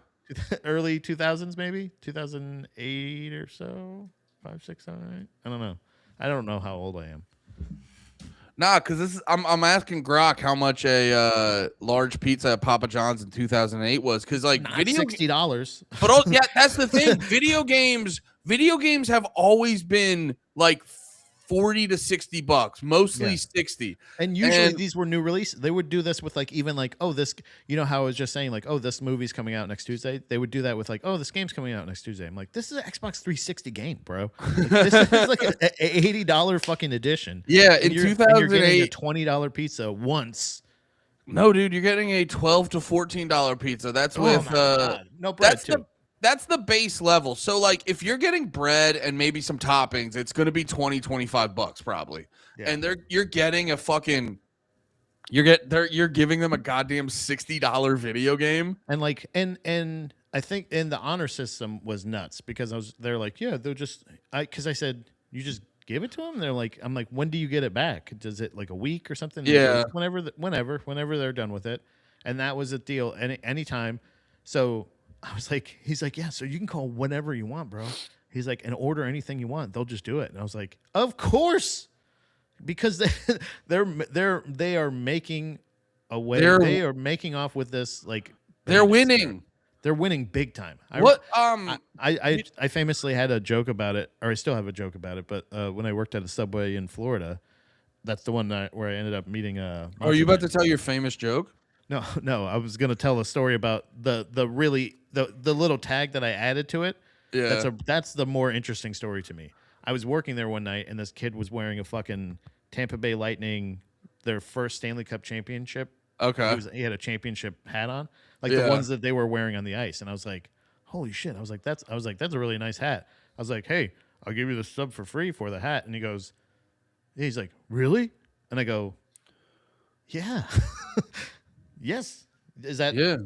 and like he was like a teenager, like a young teenager, because he was there with his dad. And Yeah. I thought for sure the dad was gonna be like, he's like, wait, how about both of them? And I go, this is not my subs. I don't give. You can have the whole fucking store. I'll give you the fucking keys. I don't give a fuck. Give me Yeah, the hat. you're like, this is food you're gonna finish. That hat, with immense That's sentimental value. No, that's dude. the tag I came up with was essentially I was like, I've done the math here. That hat is never gonna be poop, so I win. Like That's a good I joke. definitely win this joke. Well, it's like, you know what that is? There's like a thing where you ever see the videos where a kid will have like five ones, and then you could give them a 20, and they don't understand that the 20's better than the five yeah, ones. and you're like, which one do you want? Do you want 5 of these? Or Yeah, one of these. they just look at that and go like, there's a lot. That's what I want. And I think that I don't think people get rid of that sometimes, because like in that moment you're like, this is just a fucking dumb hat. I could have dinner, and you're like, Yeah. brother, the sentimental value. Are you insane? No, neither one of them got it. Like neither. I ended up getting that hat. I was like, this is the best deal I've ever had in my life. You and fucking they, idiots. dude, they're shoving those fucking sandwiches in the mouth like, that fucking moron. Yeah, they're like, what? He gave us both of these. Do you And still the have kid's that like, hat? No. Extra meat. Give me extra meat. It's like, okay, man. What do And you want? he turns to his son. He's like, "You watch this, boy. This is how you Watch make this. deal. This is how your old man swindles." Salt and pepper. Salt and pepper. Look at that. Yeah. Boy got me Chipotle sauce too. I'm basically Donald Trump. I'm making so many deals. That fucking Subway was a franchise, and that one for sure, I had to have lost them money somehow, because like I wasn't like really bad with it, like giving stuff away, but on my shift, I was a fucking scientist. I'm Okay, like, so give me the surf and turf, give me a chicken with the steak, and I'm gonna toast it with bacon. And you're like, what the fuck? This is 'Cause what you I get wanted one to. free sandwich, so I was like, I'm gonna put everything I can on this. Well, this is what I wanted to ask, because I was like, I'm very curious too. Like, because every job you have, like when I worked at the Quiznos, they were like, you get an employee discount, and we all were like, nah, we're gonna eat dinner. Like, No, eat I'm dinner gonna for eat a sandwich per And shift. yeah, they minimum. go, you get an employee. They're like, you get an employee discount, and then you work 2 days, and you realize, oh, you're not doing anything to make sure we're doing this, so Yeah. we get a sandwich. We get Yeah. a sandwich, but then it would like every shift, I would make a sandwich. I would dude, fucking Quiznos had brisket at the time. I'd be like, so extra brisket and Extra brisket on the side. yeah, and so, but no, like you Give me a would pound make of brisket. you'd make like a large sub, really hook it up, and then you'd get a drink, and you'd be like, no, I'm getting the Sobe water. I am not getting a fountain drink. I would But, go like, fountain drink. I prefer the fountain drink, but I was big into Sobeys at the time. Sobeys was like magical, I get it. magical to me at the time. But no, because there was this one. There was this. You a pink lemonade guy? No, I not know. pink lemon. They had this one that looked like Pepto Bismol, but it was so. I think that was a pink lemonade. It No, was like a milky pinky. I don't think it color, was right? lemonade though. I felt like it Maybe was not. more of like a strawberry daiquiri or something. That might have been it. That's I'm when maybe I- thinking of that one. Yeah. That's when I learned. I go, if the liquid is pink or light blue, it is delicious, and I've never been wrong ever since then. Give me that purple stuff. Give me the purple. Give me the purple. Oh, if it's in the pride. Oop, that was an interesting Freudian slip. If it was in the pride flag, I'll drink it, baby. A plag. But no, but like every shift, I go, I'm making myself dinner, and I'm being a little bit extra with it. Yeah. And then I remember one day there was this one kid who he went to Votech, and he would legit. Did you guys was it called Votech for you guys, where everyone would go learn how to weld and stuff like that? They were like, you guys aren't doing this book stuff where to teach you how to weld, which honestly, hindsight being 2020, I should have been going to Votech. But like, there was the one Votech kid, and he would basically go to Votech, take orders on the bus, and then come into work. And I remember this kid had to have made like 15 subs one day.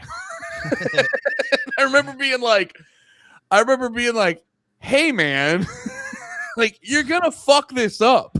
Yeah. I think that when you saw people abusing it, I was always like, that's the thing that always frustrated me, because it would be like we have a cool thing here. If you don't abuse it, we can actually continue to have this cool thing.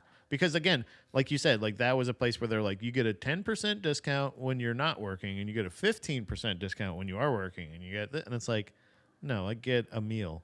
I get a meal. Yeah, I will I get a actually meal just dude. when I get there, and maybe when I leave. Yeah, and maybe I make too many fries every time, and I munch fries during my whole shift because I'm getting one over on you guys. No, dude. Well, actually, I just realized this because that job, and then I had the joke about it. I worked at that restaurant called Boston's. I just realized because both of those jobs closed down a little bit after I left. She couldn't handle it without me, I guess. No, but like I remember working at Boston's. There was this dude, Kyle. He was one of those dudes who was like a shithead, but he like did a good job. So he was like annoying, but you were happy he was like on your shift at times. But he was also one of those dudes, like if you fucking gave him any pushback, he turned into a huge baby. But I remember one day looking back, and he's literally like, we would serve ribs, but they'd be like frozen. And I remember walking back, and I just see him walking out of the freezer with like 3 racks of ribs, and then he just like. And you ever like watch someone steal from work and they're not even trying to be sneaky about it? Yeah. That's when you get a new job, because it's like, it's one thing to be like, yeah, I'm going to make this sandwich and not pay for it. It's another thing when like people are stealing to make a profit and they're like not even remotely getting any trouble for it. That's when you realize like there's no structure to this job and it's gonna crumble within the next year, and like go get a new job. Yeah. I think there's a breaking point in any place where you're like, if you're going in there, if you are taking it out on the customers and or like that's why I quit Starbucks, because like the brother, I was already on my way out mentally for sure. Yeah. But I remember, I think I told you, I think this stuck with you a little bit more than I thought it would. But when the guy was like, hey, you know, what's our mission and values? Like, stop me when I was like in the back of like the store or something like that. And I had already clocked out, but he was basically going around going like, hey guys, I need you to recite the mission statement. Yeah, the business mission statement. Yeah, every job does that, where they have that moment where you're like, fucking repeat the thing that tries to create you into a good obedient servant at this job. Be a robot. Yeah. So I go like, and I was like, hey man, I'm off the clock. Like literally, I'm not even gonna fake it. I don't give a shit. I don't have to give a shit about you right now. And I want you to know that like the more you are like this, the more rigid you are with anybody, the more they're gonna steal from you. And it's like, and it's just one of those things. I actually told my when I was working at the cremation business, I was actually working for my friend, but he also happened to be. I was like, you know what? I was like, I think this is like the first job I ever worked at that I didn't steal from. I was like, legitimate. I was like, I think that says something to your management, buddy. Like you make me feel like I'm a valued member of the team. I know it is only me and you on the team, but it's still a thing. No, that's what it is. That's why it's like when you're at a fucking Walmart, you don't look at it as, well, that was like the big thing, like when if this Walmart nails sales, if they get all the sales in the world, maybe potentially somebody who wasn't even actually putting in the actual elbow grease, nobody that actually stocked shelves or unloaded a truck, is actually going to see 1 fucking red cent more. Well, no, so what's the motivation?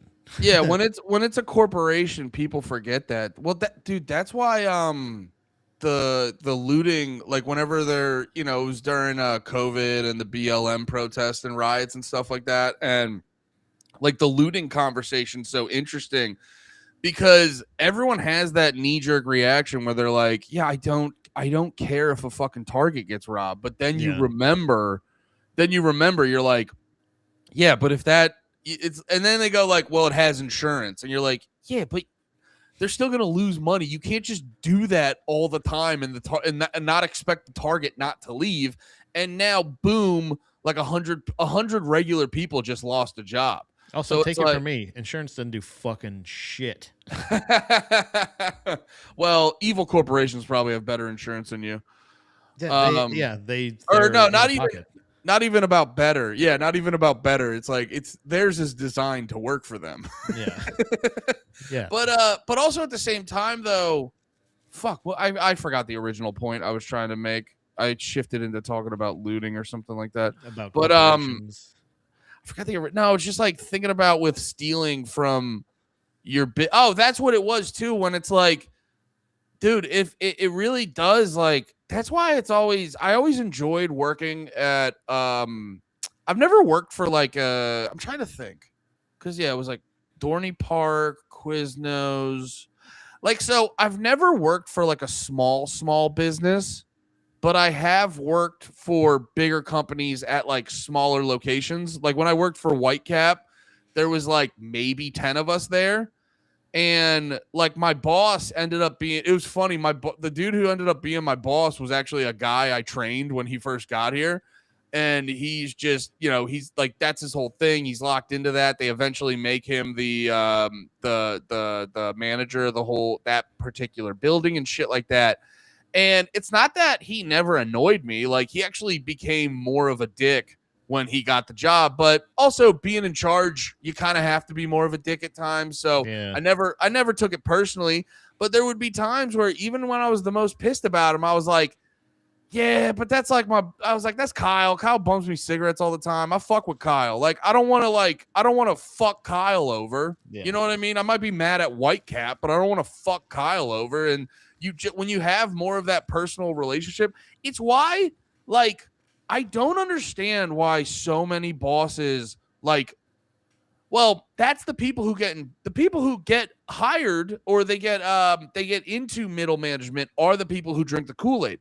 But that's the problem with most jobs, is like they try to make you drink the Kool-Aid, and everyone's sitting there like, it's that bullshit where it's like, well, why do you want this job? Because you have money. Can I have your money? I will do the repetitive tasks for 8 hours to have your money. Yeah. And if more jobs just stop drinking the Kool-Aid and appreciated that's why we're all here, it's like, bro, you'd get so much more efficient people. And it's like, it's this crazy thing where it's like, if you treat people like humans and not numbers on paper, you get better work from them. Yeah.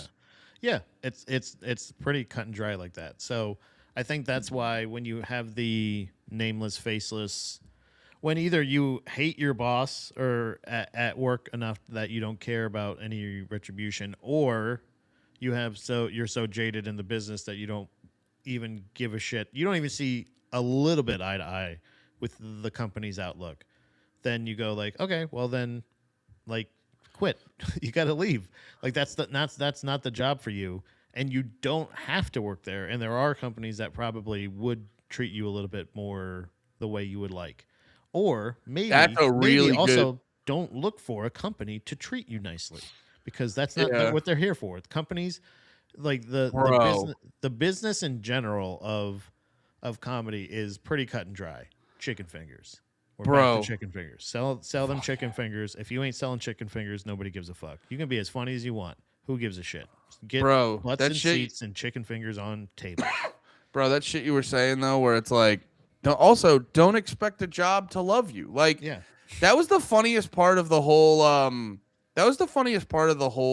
Bud Light thing, where when they had Dylan Mulvaney, like, you saw it on both ends. Like, I legit saw people being like, it's so happy to see Bud Light acknowledging trans voices. And I go, are you actually like a stupid little baby? Yeah. And then you saw people on the other side, it's like, you see Bud Light promoting this ideology. It's like, Turning their back on the Christian, right? And you're like, no, it's like that. that. You gotta No, stop. guys, you got to remember, like, don't get me wrong. Like, boycott some shit if they're like promoting some shit you don't fuck Again, with. But vote with your dollar, but don't campaign for other people to vote with their dollar. But at the same time, like this thing where we expect. Here's what Pat. I'm gonna say something. Can I be hot take Andy? You want to take this hot take, dude?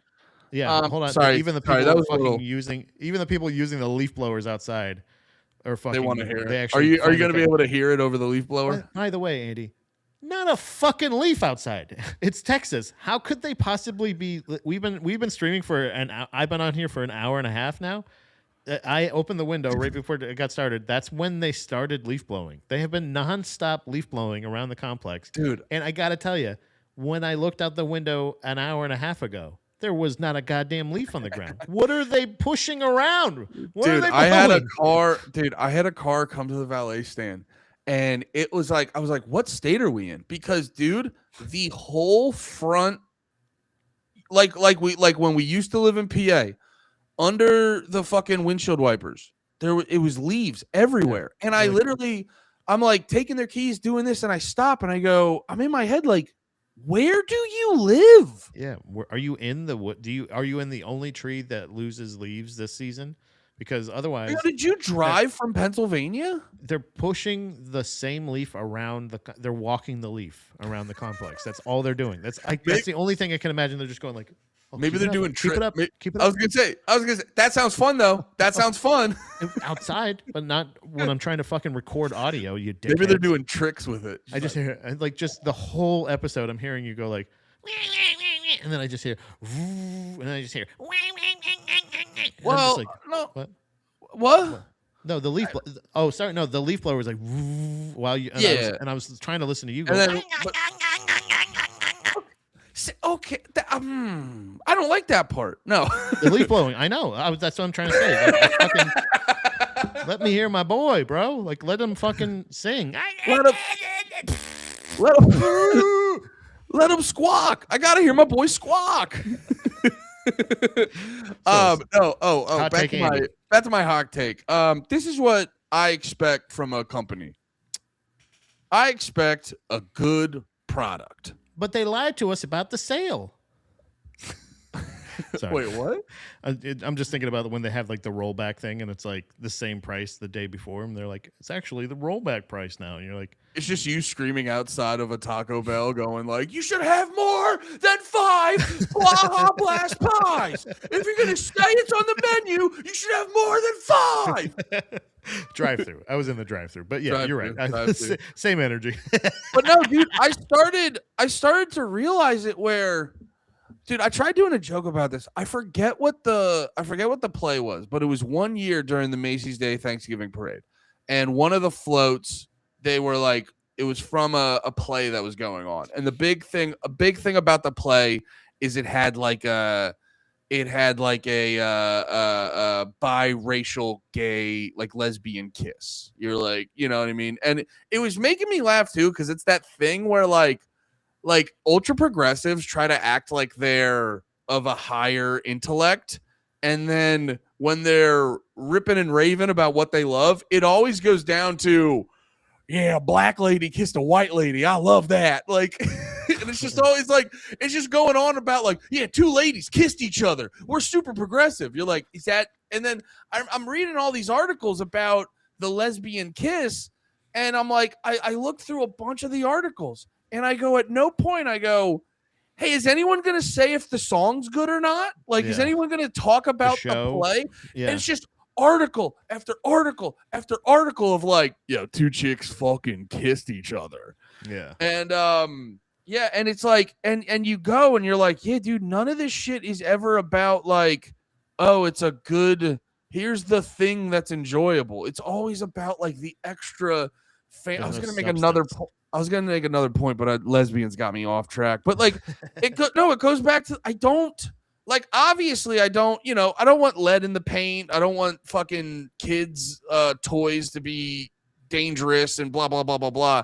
But it's like, dude, try to kill as few people as possible and give me a good product. But it's like these people have just been tricked into just obsessing over like, well, what do you think? What do you think about things? Do you Yeah. think about I'm not going to go see this play unless all the cast members agree with me from top to bottom.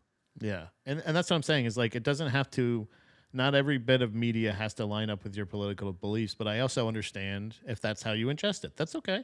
That's fine. But it's just when other people start going like, you should also be this way. And Yeah. it's like, It's okay. just it's also too it's just like a base level. I don't know, man. It just lacks so much substance. It's just an existence that lacks so much fucking substance. Yeah. Anyway, Hey, I sent you some clips on Instagram. I don't know if you want to talk about any of them, but I was gonna go make a pee pee and possibly get some more kafifi.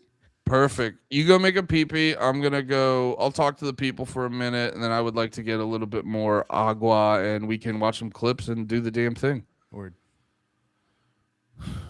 Word. Oh, I thought he said or. I was like, or what, Pat? Guys, thanks for hanging out. If you're having fun, on the holidays, I don't want to do like we're not going to do a heavy week this week. It's not going to be a heavy flow. We're actually recording panties tomorrow, so and that's at noon. So I'm gonna see what Pat wants to do. I'll hop on for like a quick little hour tomorrow to talk to you guys. We'll see what Pat's doing because he's got to, he's doing all of his deucing. I want to take Wednesday and Thursday off, maybe the day after. So light week this week. A light week this week, but very fun. God, I'm so jealous of the PP. God, I'd love to take a PP. God, PP sounds so good. If you're watching live or you're listening in the future, hit the like button if it's an option for you wherever you're listening. Share this with someone. Let someone know. Let someone know who appreciates good, old school, traditional radio of just casual conversation and talking and having fun. But yeah, I don't know, man.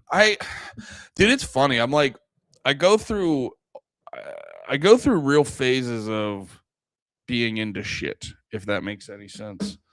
Because I was like, it's so funny. It's like, you know what it is? This is why it's so hard to have a podcast all the time, specifically about. This is why I work way better with these like broad, just open ended conversations. Because like, dude, yesterday I was going hard on like conspiracy pods. I was having a gay old time listening to all these conspiracy pods. And now that I'm here, that's a big reason why all we fucking talked about today was, old jobs and stuff like that. Cause it's like sometimes I just don't feel it. And it's like I don't get like, and I'm not shitting on them because I'm more just saying I don't know how it's done. But all respect to the guys that can crank that shit every day, that just are cranking it every fucking day. Respect to those guys because I do not know how it's done. And I think this is like a big thing that works way better for me with this shit. But we got a lot of fun stuff to talk about. Pat sent me a couple good clips. I'm very curious.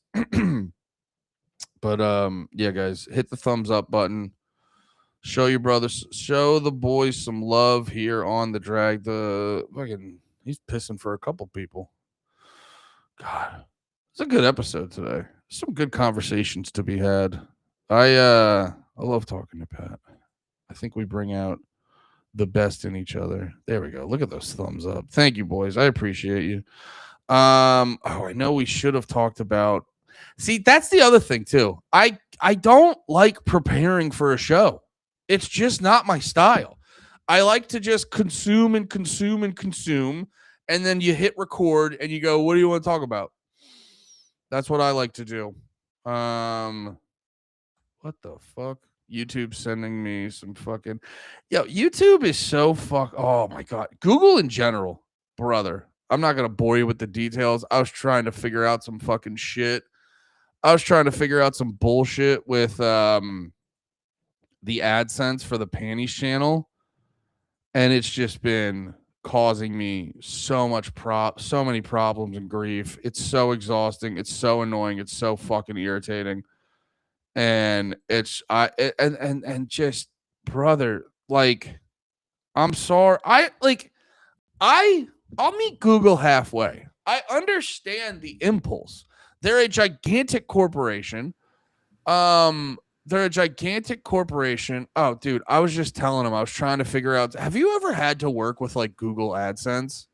I'm, I actually thought about it a little bit with Colton's podcast that I've been doing with him. Like, I wonder how much of that I'm supposed to be responsible for.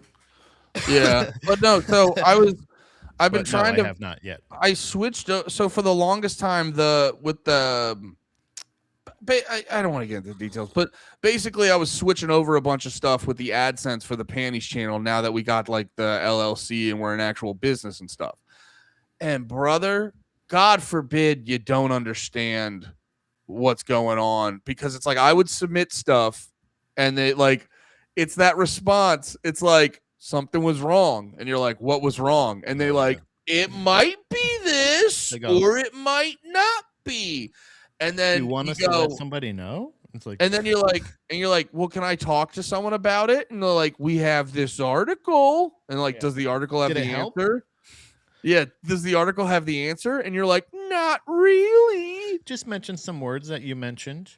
And it's just like, dude, I get it. Like, Google's a huge corporation, and the amount of actual like customer service representatives they would have to hire, I get it. It's astronomical. I understand the need to want to do this, but like, there should be someone I can email after a certain point. The same way as like when you call someone, it's like, yeah, you're going to hit me with AI. You're going to hit me with a pre-recorded message. I'm going to hit you with 27 consecutive representative. But I should be able to get to a human at some point. So Right. it's like I get it. I don't even need a fucking human to talk on the phone with, because I understand. Like, it actually would be more efficient if you just give me a fucking email address, man. But No, yeah. I think the thing with like not having that, I think self checkout ended up becoming the downfall more so than we thought.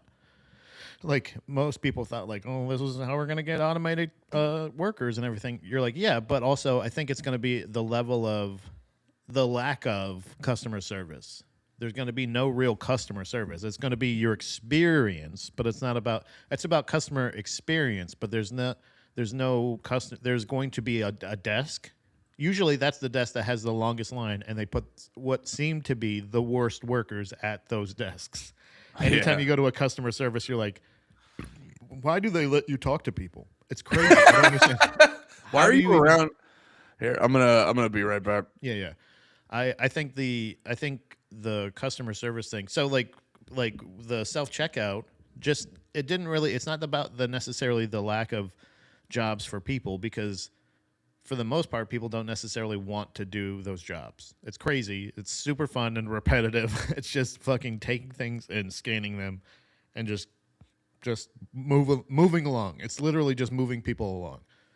But I get it. People don't want to do it, but it got to a point where, and it's something we've talked about a ton on the show, about Uber Eats, about Uber in general, Google, obviously, any of these things where you find out after a while, like, nobody's at the wheel. There's no real wheel to be had. They're just kind of, you just create a company. I think it was DoorDash, I think, was the company that just was putting restaurants on their menu even though there was no deal with that restaurant or anything like that. And they were just like, yeah, they might sue us, and we'll just have to deal. It's more like they were going about it as ask forgiveness, not permission. And I think that's kind of what this is it's just happening until eventually somebody goes like, hey, this is a huge deal. Colton, the guy I was talking about earlier that I do the podcast with, has been dealing with for some reason, his account, the podcast account, has gotten banned or blackballed or blacklisted or whatever the fuck it's called, shadow banned or something. I don't know, restricted essentially. So he can't fucking post anything through that account, and he's been trying to get answers why, whoever, and he's just talking to like chatbots. There's no real people, I don't think, that he's ever actually gotten to and talked to. So it's an infuriating thing, but it's also like, there's probably somewhere that we signed something that said, yeah, we'll accept the worst customer service ever. Nobody's actually going to deal with any of your accounts and firsthand. It's like it's just it's just because people got to a point where like you don't actually there is nobody at the wheel. So with something like this, Google's probably like, yeah, it's they've worked it business wise for the amount of people that would get frustrated and or just stop working with them or potentially not get as much money as they're supposed to or whatever the fuck it is. They're just counting on people not doing that work and nobody ever actually holding them accountable until eventually there's going to be a class action lawsuit and then you might get a settlement. But it's all these things where like it's risk reward, I think, with them. So like they don't give a shit. Like Uber Eats, Uber, any of these companies where they're just like they just don't give a shit. Because they've showed statistically it's like 4th and 1 now in the NFL. If there's most teams now will go for it on 4th down because statistically it shows they get it. Yeah, it's just a risk reward kind of thing. They don't give a shit about you. So like you stealing, they probably see you eating the shit in the store and they just go like, yeah, but like so. Yeah, like we're not going to prosecute for fucking mac and cheese or whatever or chicken fingers or whatever. Chicken fingers. But I eat the mac and cheese in the bathroom. No, it's also too. I've heard a thing. Apparently, like it's something weird where it's like apparently the whole time YouTube's been around, they've never made money or something like that. I don't exactly know how it works. No, that's what the food service apps at least. Yeah, which is like what's going on then? Yeah. Why are we here? Yeah, let's have some fun clips. Let's pull up some fun clips. They're fun. Do you have any preference on which one we pull up first? So actually, the guy in the blue shirt one, that's a fun one. The one on the bottom is just fun. But this is an experiment that I go. So Andy, it's a roller coaster experiment. This is a thing where when I saw this, I was like, hell yeah. And then I was like, I don't know. And then I go, no, I think it's good. I went back and forth, like literally through. Let's check it out. Yeah, please watch. Your son could do 10. God damn it! How do I get the volume down? Oh, you suck dick. You suck a penis? That's not. Right now, I'll pay for all your groceries. Can you do 10 push-ups? Let's go try. Let's give it a shot. Come on. I know you're crying, but this is gonna make you stronger. Come on. Let's go. Push-ups. You sure? Yeah. I'm sorry. I'm so sorry. No, you're good. It's not you. Hey, excuse me. If your son could do 10 push-ups. That's so funny. It's not you. My kid's a huge pussy. Yeah, like literally, that dad is like, oh, God damn it. Yeah. I don't know. I think if you, if you're a dad and you see a dude with a little microphone walk up, I would just. You had one of those? Yeah. I got it. They're actually kind of cool, but I don't have a lot of use for them at the moment. But I like to have them. It's good for when you're dog sitting. Yeah, and it's good for. Well, I did go to. Oh yeah, it is, isn't it? Actually, the one you have is better. It's much more. This one's got too many steps to set it up. But anyway, if you see an influencer roll up with one of those, it's like I feel like it's your fatherly duty to kick him in the face, or at least hide your kid's face and just be like, I don't know what the fuck you're here for, man. Yeah, but it's just like just go. That's why I think a lot of these are fake too. Not to be that guy immediately, but like but it's like hard to tell. You're like, well, but people will blast. That's bad phrasing. People will put their kids all over the internet. I'll tell you this. You know how you get this guy to stop? As soon as he comes up, just go, ladies and gentlemen, this guy is here to meet a 13-year-old boy. Yeah. And then immediately the guy he's paid to film him will stop filming him because he's like, oh, shit. He turns to him. He's like, we're filming that sketch tomorrow. What the fuck? Right now, I'll pay for all your groceries. Oh, no, thank you. Hey, excuse me. If your son could do 10 push-ups right now, I'll pay for all your groceries. Okay. Hold on. 10 push-ups. Pause it. This point right here is where I go, I'm coming back around on this clip. Yeah. Well, also too, I like the dad's demeanor because the problem with these, it always like, it's nice, but they're like emasculating. If I was with like, that's really sad. Yeah, it's like if I was with my family, I'd be like, hey man, don't put a video on my face so everyone can know how fucking much I need this money right now. But I do like this dad's demeanor where he's like, he just turns to his kid. He's like, you got 10 push-ups? Like, he's just very chill about it. So like, it's not about the money. It's more just about like, you got 10 push-ups, kiddo? That's where I started coming around on it. And then when I saw this kid's push-ups, I go, this fucking video rules. Oh, does he just? Okay. Ready? 1. All right, man. This is. I don't know if we're allowed to show this, man. It's on Instagram. 3. Bro, it's just you can't let people film your kids. Like, just like people need to realize. Just stop letting people film your At kids. that point, I'd be like, hey, look, stop. Bro, if he hit 1, like after the first one, I'd be like, all right, what is this? Stop filming my kid. Like, I'm not letting you. Come on, man. I feel bad for shit like this. These are those kids 4, sweat. 5, 6, Come on, get it up. Come on. 7, 8, Come on, all 9. the way down and up. One more. What's your name? Leonardo, How old are you? 3, 3 years old, and you could do that many push-ups? How long you been training? 5 years. Are you sure about this? Yeah, I got it. Yeah. Good job on the push-ups. Keep working at it, right? Appreciate you, man. Of course, Thank you, yeah. man. Yeah, she can have your gun. Remember the same thing? Yeah. hell Excuse yeah. me. I gotta be honest. I despise this guy being Yes. like giving him the hug and doing all that. I go, you're making money off of a child humping the floor. Yeah. You're as bad as you're 2 steps away from Jeffrey Epstein, dude. So like I think my my initial purpose of the initial purpose of this, I do appreciate of like, I think it is a thing to be like, it at least seems like it's going to be like this. Hey, I'm going to promote physical fitness of like, hey, I can train, I can, make sure your kid's not a pussy or something like that. But it's like literally the one kid is crying as soon as he walks up. I feel like including those kids and those people are like, come on, man, what are you doing? Yeah, It's just fucked up. But then, yes, you're obvious, and then you just go like, oh yeah, you're just getting the clicks because the kid's making the very funny non-push-up. yeah, the sentiment.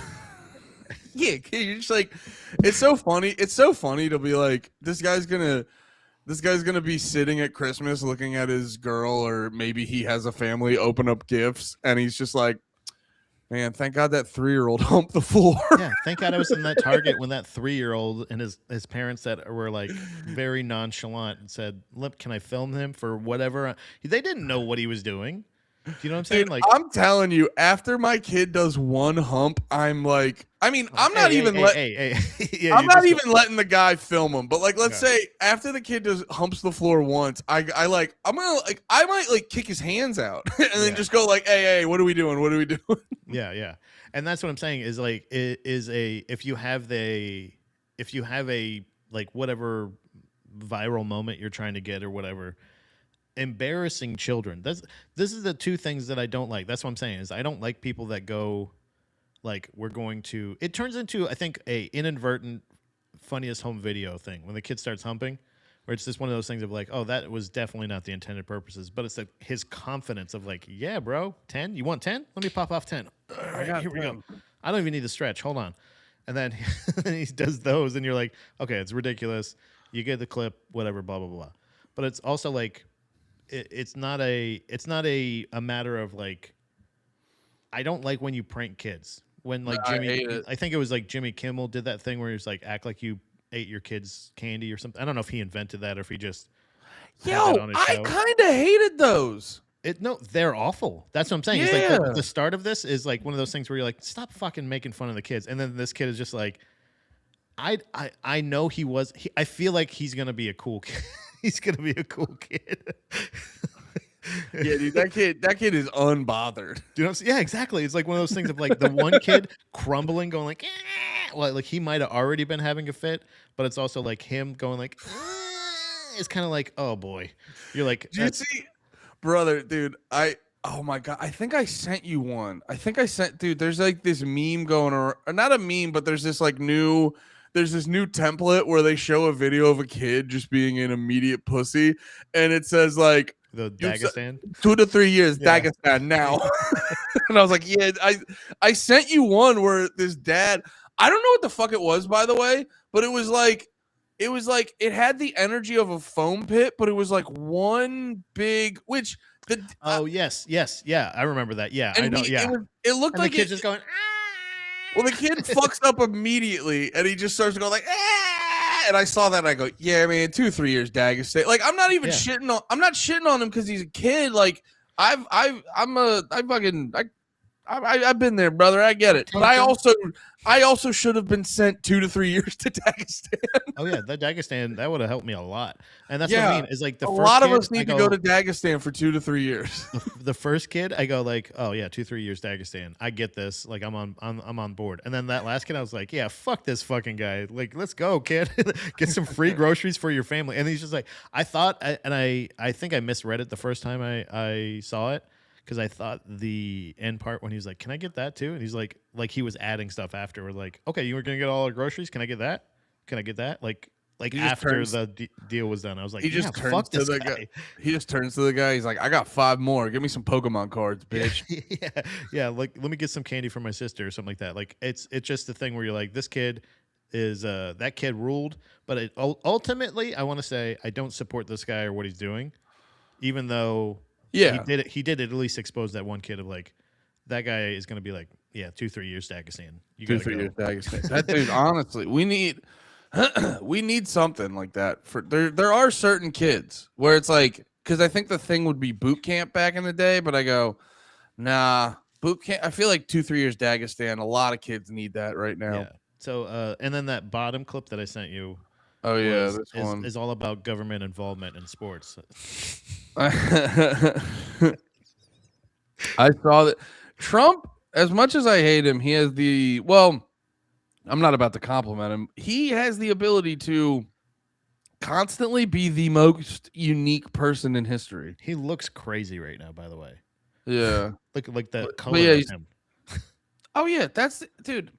He's gotten way crazier. I've seen older clips of him like just recently with like him, doing whatever. Even his first term or even before, his speech is crazy slurred now. It's crazy slurred. Well, have you seen the shit with his hand? His face is nuts. Yeah, have you seen the shit with his hand? The mark on it? Yeah, he's wearing gloves. It is cold, I will say, in this clip. Well, no, but yes, I have seen those. Yeah, because he keeps getting some sort of injection in his hand. And he's literally it's like turning into a fucking baseball sized mark on his hand that it's like black and blue. And he's clearly, but like you were saying before, his face, I listen, like a lot of my politics, I'm listening to other people report the news and shit. I don't often go to the source material. Not all, I shouldn't say I don't often, but I don't always go to the source material. You listen to the news, people tell you about it. But when because I don't want to sit there and just watch a whole fucking Trump speech of him just lying, babbling, saying he's got the biggest dick ever. Like I don't need dude. That's why I remember I sat down and I listened to his Rogan before the election, and I was like, dude, I'm not even trying to be a dick, but like genuinely, how does anyone like this guy? If you just sit there and listen to, I'm not talking about some clip where he's calling Rosie O'Donnell a pig. I'm saying like sit there and listen to him talk. The guy can't go like 10 seconds without being like, did I remind you I'm the best ever? And I'm like, dude, on a person to person level, it's the most obnoxious behavior fucking ever. But I outside of that, I like if you ever watch like a speech of his, it fucking floors me every single time. I go, you're a billionaire, you're the president. You don't know how to put your tanner on evenly. Yeah, it's crazy. That's what I'm saying is like he looked for the amount of power and influence and money this fella has. He looks insane. He looks crazier than ever. This is like he is. I thought it was just a contrast on my TV. And I was like, no, that's like it's I'm not even like body shame wise. I'm saying like, brother, you're in the public eye. Yeah, like every single time you're like, it's a like, dude, look at this unnatural color. If you look, like his ears are much lighter, and then if you look around his eyes here, it's like it's as pale as I am. It's nuts looking. That's what I'm saying. It's like it doesn't make any sense. So like that's already where I'm like, I mean, it does make sense because he eats like me, but but yeah, anyway, so here, let's watch the flip. yeah.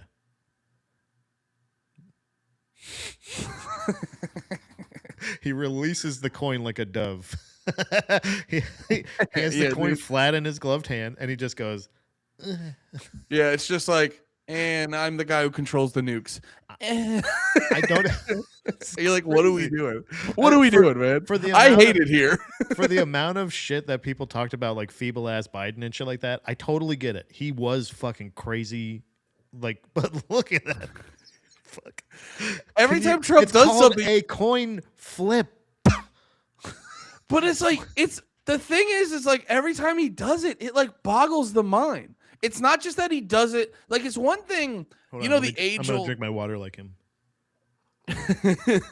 It's the age old, like it's what everyone loves about the first pitch is they get out there, they don't realize how far away it is, they get really nervous, and they throw a wild pitch. Yeah. But like you watch them and go, you know how to throw a ball. Right. Like you watch this clip and it's not that it's just funny looking. It's like, hey man, serious question. Do you not know how to like flip a coin?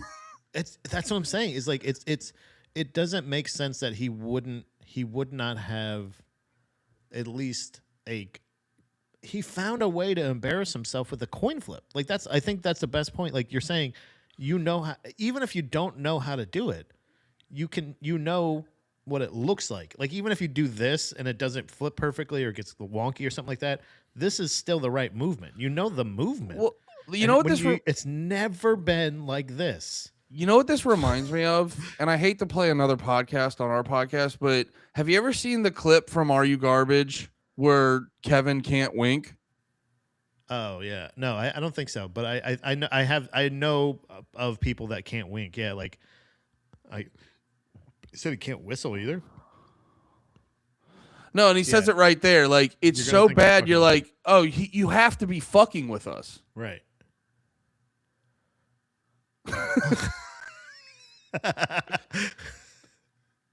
He just can't close his other eye? That's crazy. And yeah, I gotta give the Are You Garbage. That's one of the hardest times I've ever laughed. And I mean, I know I say that a lot. I literally mean that. It's one of the hardest times I ever. But no, it's one of those things where like I've watched that clip before, and I still like he just said he's like you're gonna think I'm fucking with you, and it's like you really can't just go like, you know what I mean? You're like, and it's the same thing with Trump. You're like, no, you know how to flip a coin, dude. What are you talking about? And like I it's just a thing of like. There's nobody, okay, because maybe he can't. Like maybe it is one of like a thing like not being able to wink, and he like physically just can't actually do it. Or it could be something with the injections in his hand. You can't use your other hand. Maybe his other hand's not mobile. I don't know what it is, but like there's somebody that knows he can't do this. So like, why specifically have him as the coin flipper? I don't know, dude. If that's the one thing he can't do. Why not have him be the guy? Why not have him be the guy who like says call it in the air and announces which team goes which way, because there's too many rules there. But that's the thing, dude, is everyone around him probably goes, wait, he can't flip a coin. Who let him flip a coin? And then there's someone going like, who the fuck let him flip a coin? And then there's the other guy going like, you're telling me he can't flip a coin? Yeah. Who doesn't know how to flip a coin? I know, but it's him. You know, like you have to check those things. Yeah. Yeah, it's crazy. Yeah, man. It's like I'm really proud he's the most retarded guy to ever exist. By the way, he is dexterous. He can move his hand. Like he pointed like this. So like he can move his finger and hands, or like he can move them like a human. Yeah. So there's no reason why he wouldn't at least be able to do this. But again, well, and also too the motion. It's like, how'd you think it was gonna flip? Because it's one thing. Like I'm trying to find something to flip here, but like it's one thing. Like if you like say I have like flipping a coin, you go ka-chink like that. But like it'd be one thing if you had it and went like that. Yeah. That's not how everyone flips a coin, but you're still flipping it. Yeah. He's literally just going, hopefully it flipped. Yeah, I think it turned over once, and it's like, so I don't know if it necessarily has anything to do with the rigging of sports, but the other clip that I sent you is directly, brother, right in Right in front of us. of us, I and it's hate when it's right in front of us. it's brother, that's all it is nowadays. It's just right directly in front of us, and they just don't care. Oh, about and this people. guy too has been getting a lot of accusations, dude. So okay, here, wait, I'm burying the lead, or am I? I don't know what I'm doing. It's a very honest Am I getting moment ahead of for me. myself? Does anybody know where I am? Can anybody help I don't me? know. I don't know. I don't know what words mean. No, there were some people who, so we, for the audio listeners, we're pulling up the fight, the Jake Paul fight, and you'll have to fill me in on this because I just saw him getting hit and fall over, and I like that. I don't know Hey, much Andy, I don't know couldn't- much else outside of that. you couldn't see because my camera is off, but when you said fight, I went like this. Oh, you I fucking, gave them fucking apostrophes. that's because Pat fucking gets it, bro. 'Cause, But brother, this was I understand if Anthony Joshua coming off a 15-month layoff or whatever the fuck they said, blah blah blah, was hesitant, yada yada yada yada. The guy looks like a fucking god. Yeah. If he's coming But- off of the couch, it's like one of those things where you're like, he's a professional boxer still. It's still a But- thing where like he was still, I'm sure, somewhat yeah. tuned up. You know what I mean? Like, But also too, like, the thing that's been annoying me about a lot of the Jake Paul fights is like people get so fucking irritated when you call them out for like these fights just seem fixed. And I will say he's benefited from the fact of like they're almost like pre-rigged just by the way they book them. Like with the Ben like, this Askren. guy- yeah, this guy's Like exactly. with Ben Askren, who is on the mend, which fucking rules.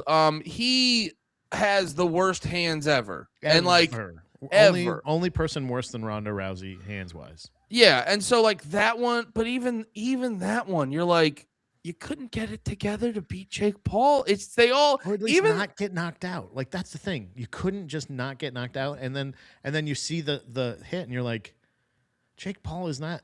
Either there was a deal and he broke the deal, or either he was like, okay, I won't hit you too hard. You also don't hit me too hard. Downs, blah Yeah. blah blah. Let's make it fun. But, yeah. like, I don't know. It's people that don't think that there is any kind of level of fixing of these fights. Like, I don't know if there is. I can't confirm it. But Well, just dude, from I mean, but just on somebody its, who has watched as much fights as I have, you're like, even this is not what a boxing, fight looks like. it's just not what a fight looks. It's just not. That's like you can't. It's gaslighting, brother. Well, brother, It's dude, you because also it's like, got to I'm think watching about. this and I'm like, I understand if he doesn't want to get knocked out, but I'm watching this, and then you see something like this, and you're like, it's definitely reinforcing a feeling that I'm watching something fake, and I don't see any videos of people going like, look right here, this is classic combinations. Now look at Canelo against blah blah blah, and you're like, it's you. There's nobody making the professional comparison for the positive. Yeah. It's only for the negative. So if there's only one side of an argument out there, aside from Jake Paul, who I also don't trust necessarily. Well, no, and that's the thing. That's the thing. It's like, okay, so you also have to think about the context, just outside of the fight. It's like, it's Jake Paul. I mean, like, I don't know if he's got, like, I don't know his history enough to know that he got caught lying aggressively about shit. Like, I know his brother did with the fucking crypto game, but he's not his brother, so let's be fair. And it's like, but like, just over the history, he's not, it's not like he's known for having high morals. And then on top of that, it's a celebrity boxing fight that literally means nothing. It means way less. I mean, sports already mean nothing if you want to get technical, but this means even less. And also, there's a shit ton of money behind it. Why wouldn't they fix it? He also came out as a pro wrestler themed boxer. His trunk said Hulkamania. Yeah, Like he came out in tribute of Hulk's a professional wrestler. So like, you don't think he knows about fucking works, you dumbasses? So his like, brother's a very talented professional wrestler. I think, and I also feel like he might have slipped up by like he's very good about selling shit and being ambiguous and kind of like selling the fight and all the lead up and shit. Oh no, But he's they asked him to predict, like, okay, so do you think, how do you think this is gonna go? He's like, I think I'm gonna knock him out probably in round 6 or 7. And I go like, and then the next time they talked to him about it, Ariel Helwani was like, so you predicted that you the 6th or 7th round. He's like, yeah, he's like, I don't know, maybe like the 5th or something too. I don't know. And it was just like, I think he was walking it back because it ended up ending in the 6th. And I wonder if they're like, you can't say the round we're actually gonna fix it in, stupid. Like, Yeah. you know what I'm Well, saying? Like, to you're be- getting finished in the 6th, you idiot. Yeah, to be fair, that is the meme, but I get what you're saying. No, and also, what was the other thing I was gonna fucking say? Like you, yeah. Actually, I want to watch the clip real quick, then we can Let's shit watch the on this dude. So, can you? Is there a way that you can have the commentary on or anything? Oh, sure. Because like, even if there's like a caption. Can't believe I'm putting this much energy into this, but here we go. Yeah. Ugly punch by AJ. Like, he's not Blatant miss of a right hand there. He's not approaching. Blatant as it gets. This one gets the distance wrong. I mean, how he doesn't take a step out and shoot that right hand, I don't know. This one jabs to the body and the hand comes down and he throws across to the body. Why not cross to the chin since he brought his hand down with a jab, which obviously he can do. This next one's the blatant one. Oh, sorry, not this one. This one, he should have landed an uppercut there, but he obviously doesn't. This next one, though, look at this. Miss bop. That is a fucking right hand all day by AJ. This one. Bang, bang. Why not left rip, overhand right to the chin that is clearly open? He's only going body shots. This one. And this guy is he's a professional fighter. The one doing the commentary. No. What the guy AJ? fighting? Yeah, dude, he's a heavyweight champion. And I can't believe AJ couldn't capitalize on this one. You know what I mean? He's doing it well. Like And then here, this is really blatant. Jab, and he's in range for an absolute cream of an overhand. Oh yeah, he could absolutely fucking kill him right there. Like my only thought watching it live was maybe he's worried about, like, the only justification I can understand with this is he's coming off of a knockout loss from after 15 months. He's taken 15 months off apparently, and maybe he is terrified of getting caught by this YouTuber.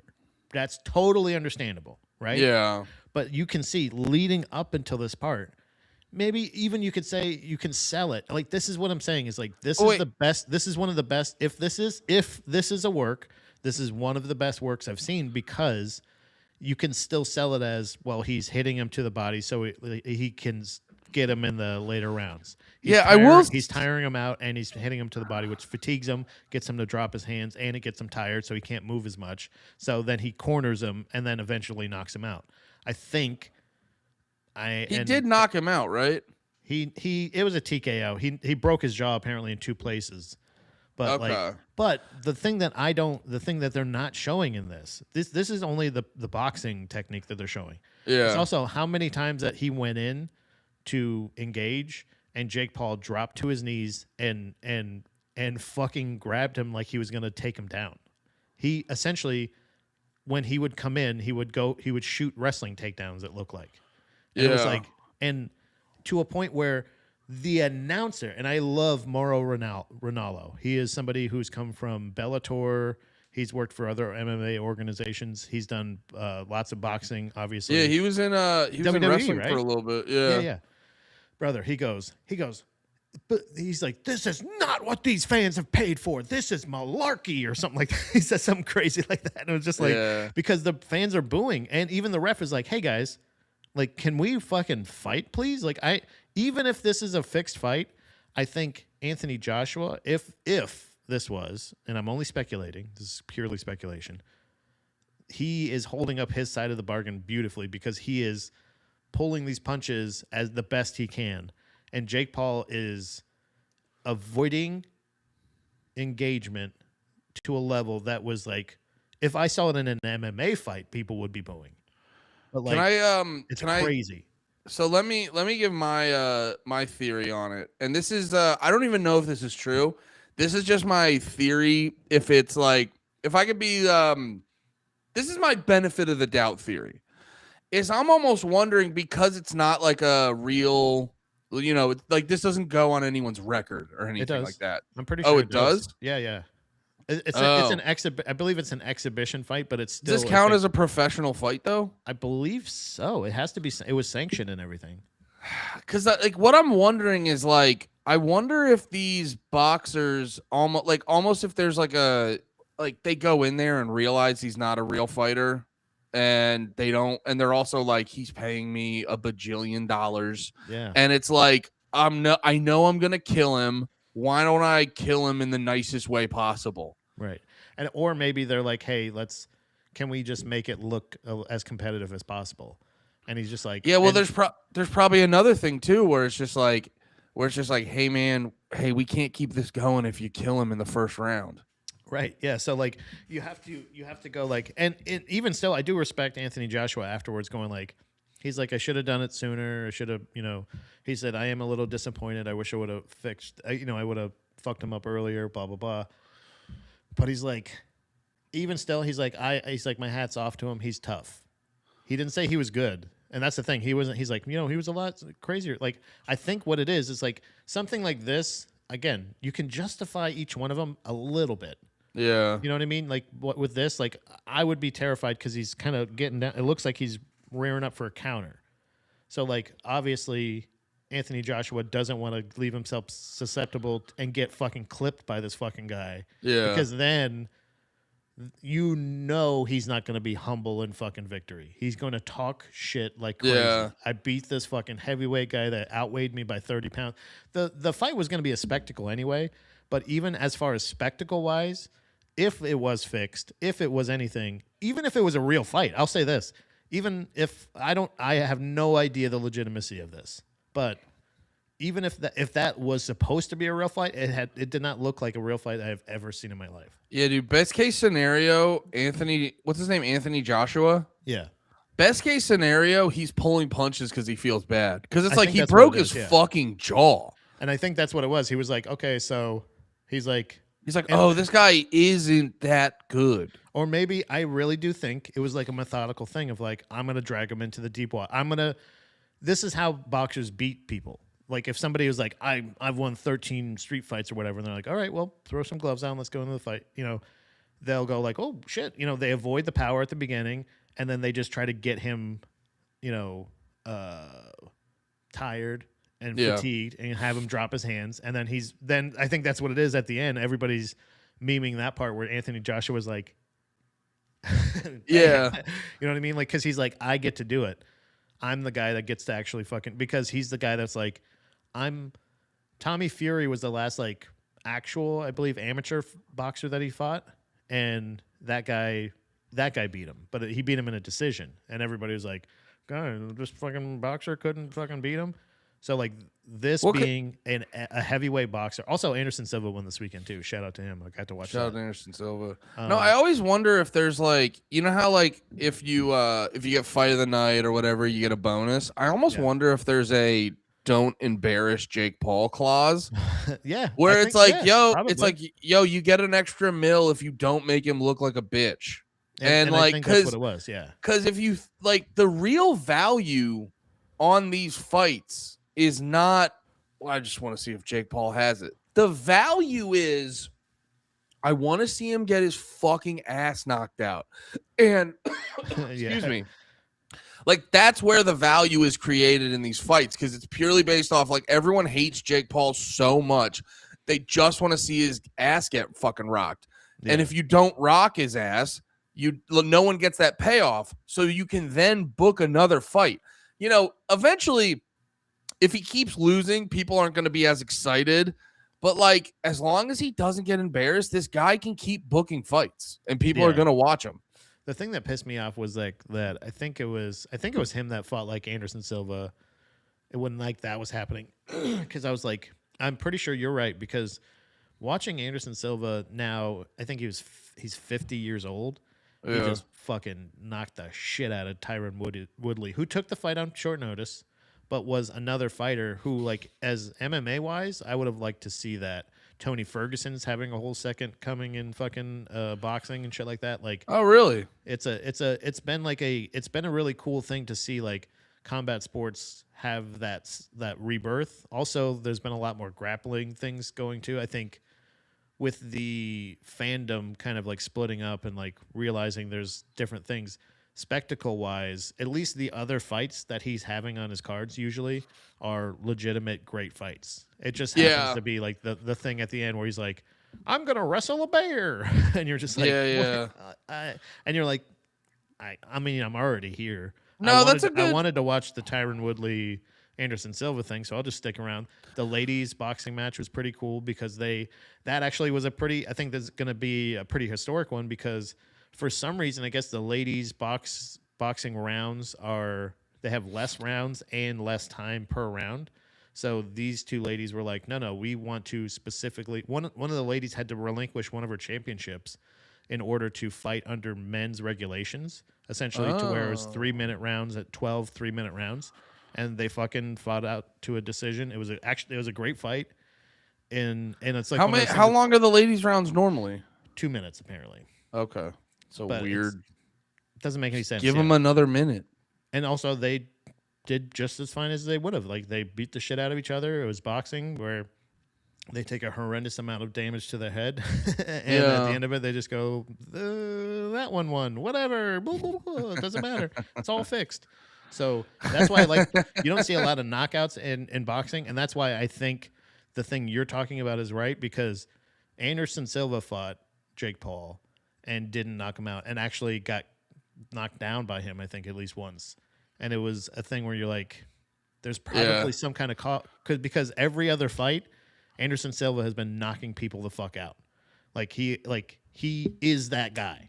So, like, if he's fighting, I was like, when I saw the announcement, I was like, oh, he's going to be the one.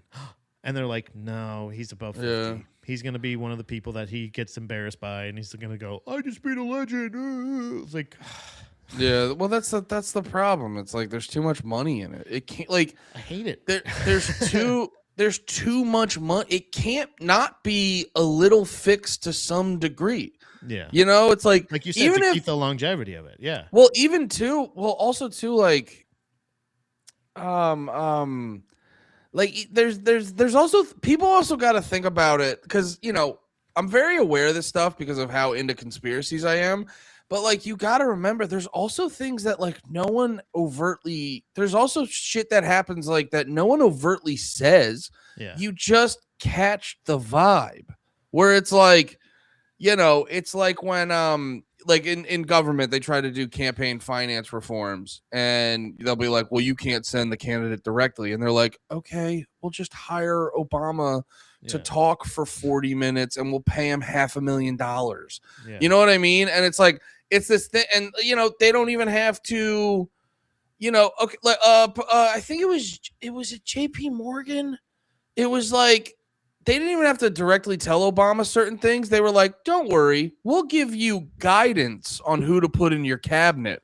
Yeah. And oh, look, it's all these people loyal to us. So, like, there's also times where people can do things where, like, you know, people are like, and it goes back to the thing with the Jake Paul, where you're getting paid an insane amount of money to have an exhibition match. And there's just that sense where it's like, now, you know, you like all this money. You know, we might be able to figure out something in the future if you don't fuck my guy up. Like, that can just be in the air. Yeah. So it's like this shit can be fixed on multiple layers. There's levels to it, Patrick.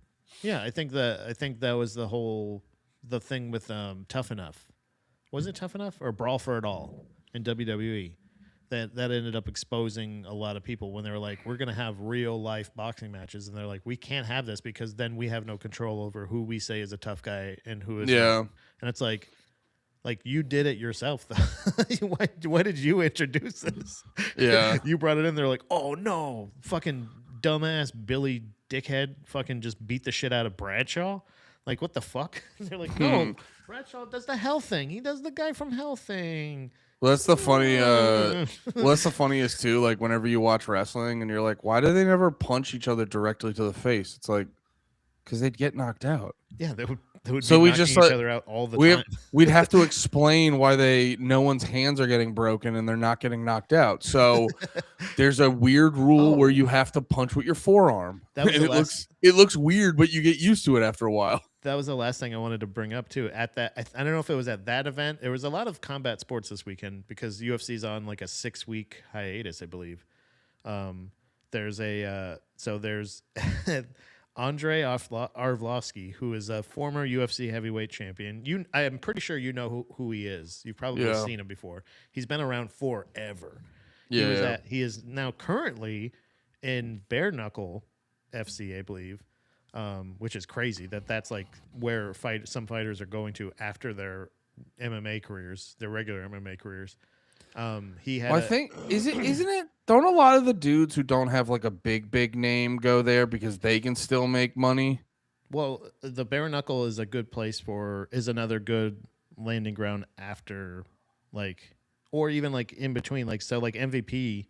I think after or while he was at Bellator, competed in like 1 or 2 bare knuckle fights before getting into the UFC. So like it's just kind of like they're different organizations. People are bouncing around. There's dirty boxing also that they have, which is just like I don't know the exact. I think it's like you can punch them even when they're on the ground, but like until they're laying flat. Like Karate Combat's another one that if you get dropped from the UFC, you can go to. That's not MMA, but it's another combat sports organization.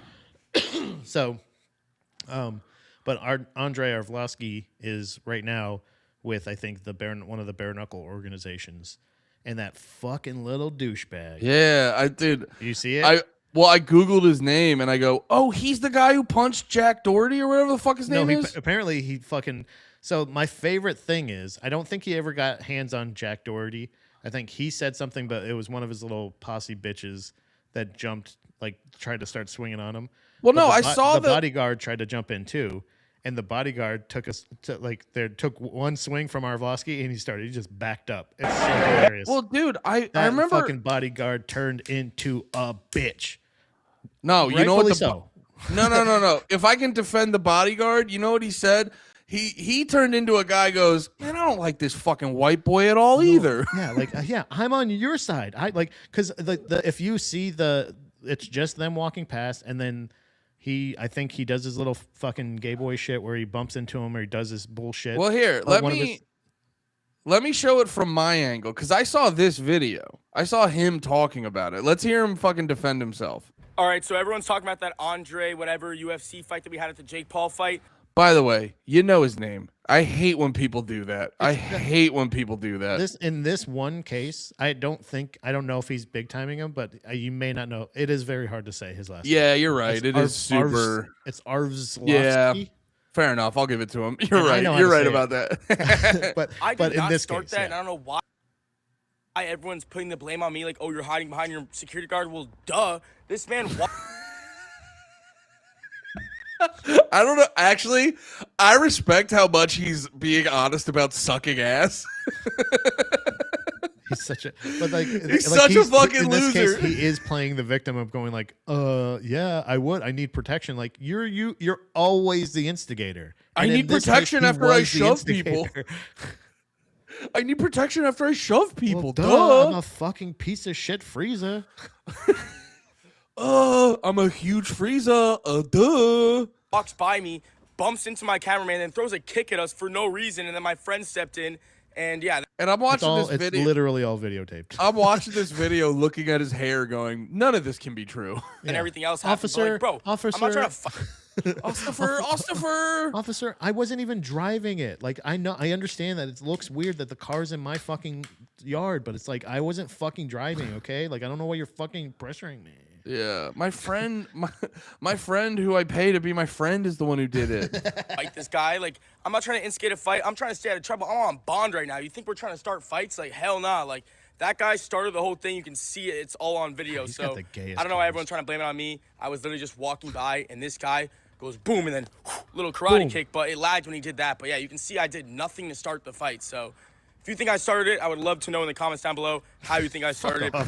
Like and Bro. subscribe, you fucking piece of shit. It's just like it. Well, no, I love watching these. I love watching these influencers grow up because they don't know how to not they don't know how to not be doing content because literally in the middle of he's like yeah. So if you think I raped those girls, comment down below. Guys, just like and subscribe. If you think I did it, comment with the emoji.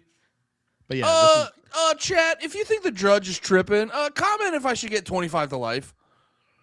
Oh yeah, so this is the video, and it's not even like it's fun because it's not even a debate. no. It's like and blatant. also, by the way, this is so weird and like obscure. It makes me feel like Jack. What's his name again? Jack Doherty. Jack Doherty. And I'm guy? also genuinely not remembering his last name. Yeah. So I think he is. I think he is trying. It feels like a work because it feels like there was no actual like. It wouldn't feel like what's his face Arlovsky would miss as many times as he did. Yeah. And it feels like this is a work in the sense of like he's like I want to get into the influencer boxing world. And he's like, what if I have a weird thing where my bodyguard fights Arlovsky or something like that? Bro, I'm so glad you said that because I also watched this going like, is this even real? I don't think it is. Yeah, let's play it. It's so loud. It's how because if it's not real, Arlovsky's reaction is that much funnier because like if he's faking it, it's funny because it looks convincing, but also his thing is just like what the fuck? He just goes like 0 to 60 and like yeah, he does go to fighting him very no. quickly. Fucking giant from the movie 300. Immediately bumps into it.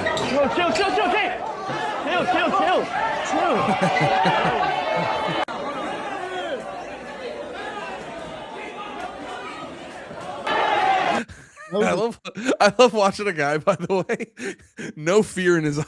Not even a he's little just bit. he's like, I'm just gonna murder these twinks real quick. Just anger, like just one of those things that like 1 second, like and literally like at the end of the altercation, like they start walking away, they're talking shit, and he's walking away, and like the lady, there's like a lady, either his wife or maybe his like his manager or handler or something, is just kind of like, okay, so anyway, like she's not even like, what's going on? Are you okay? She's just like, anyway. Yeah.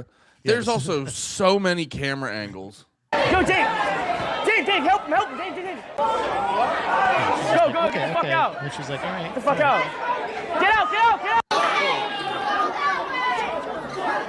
Go that way.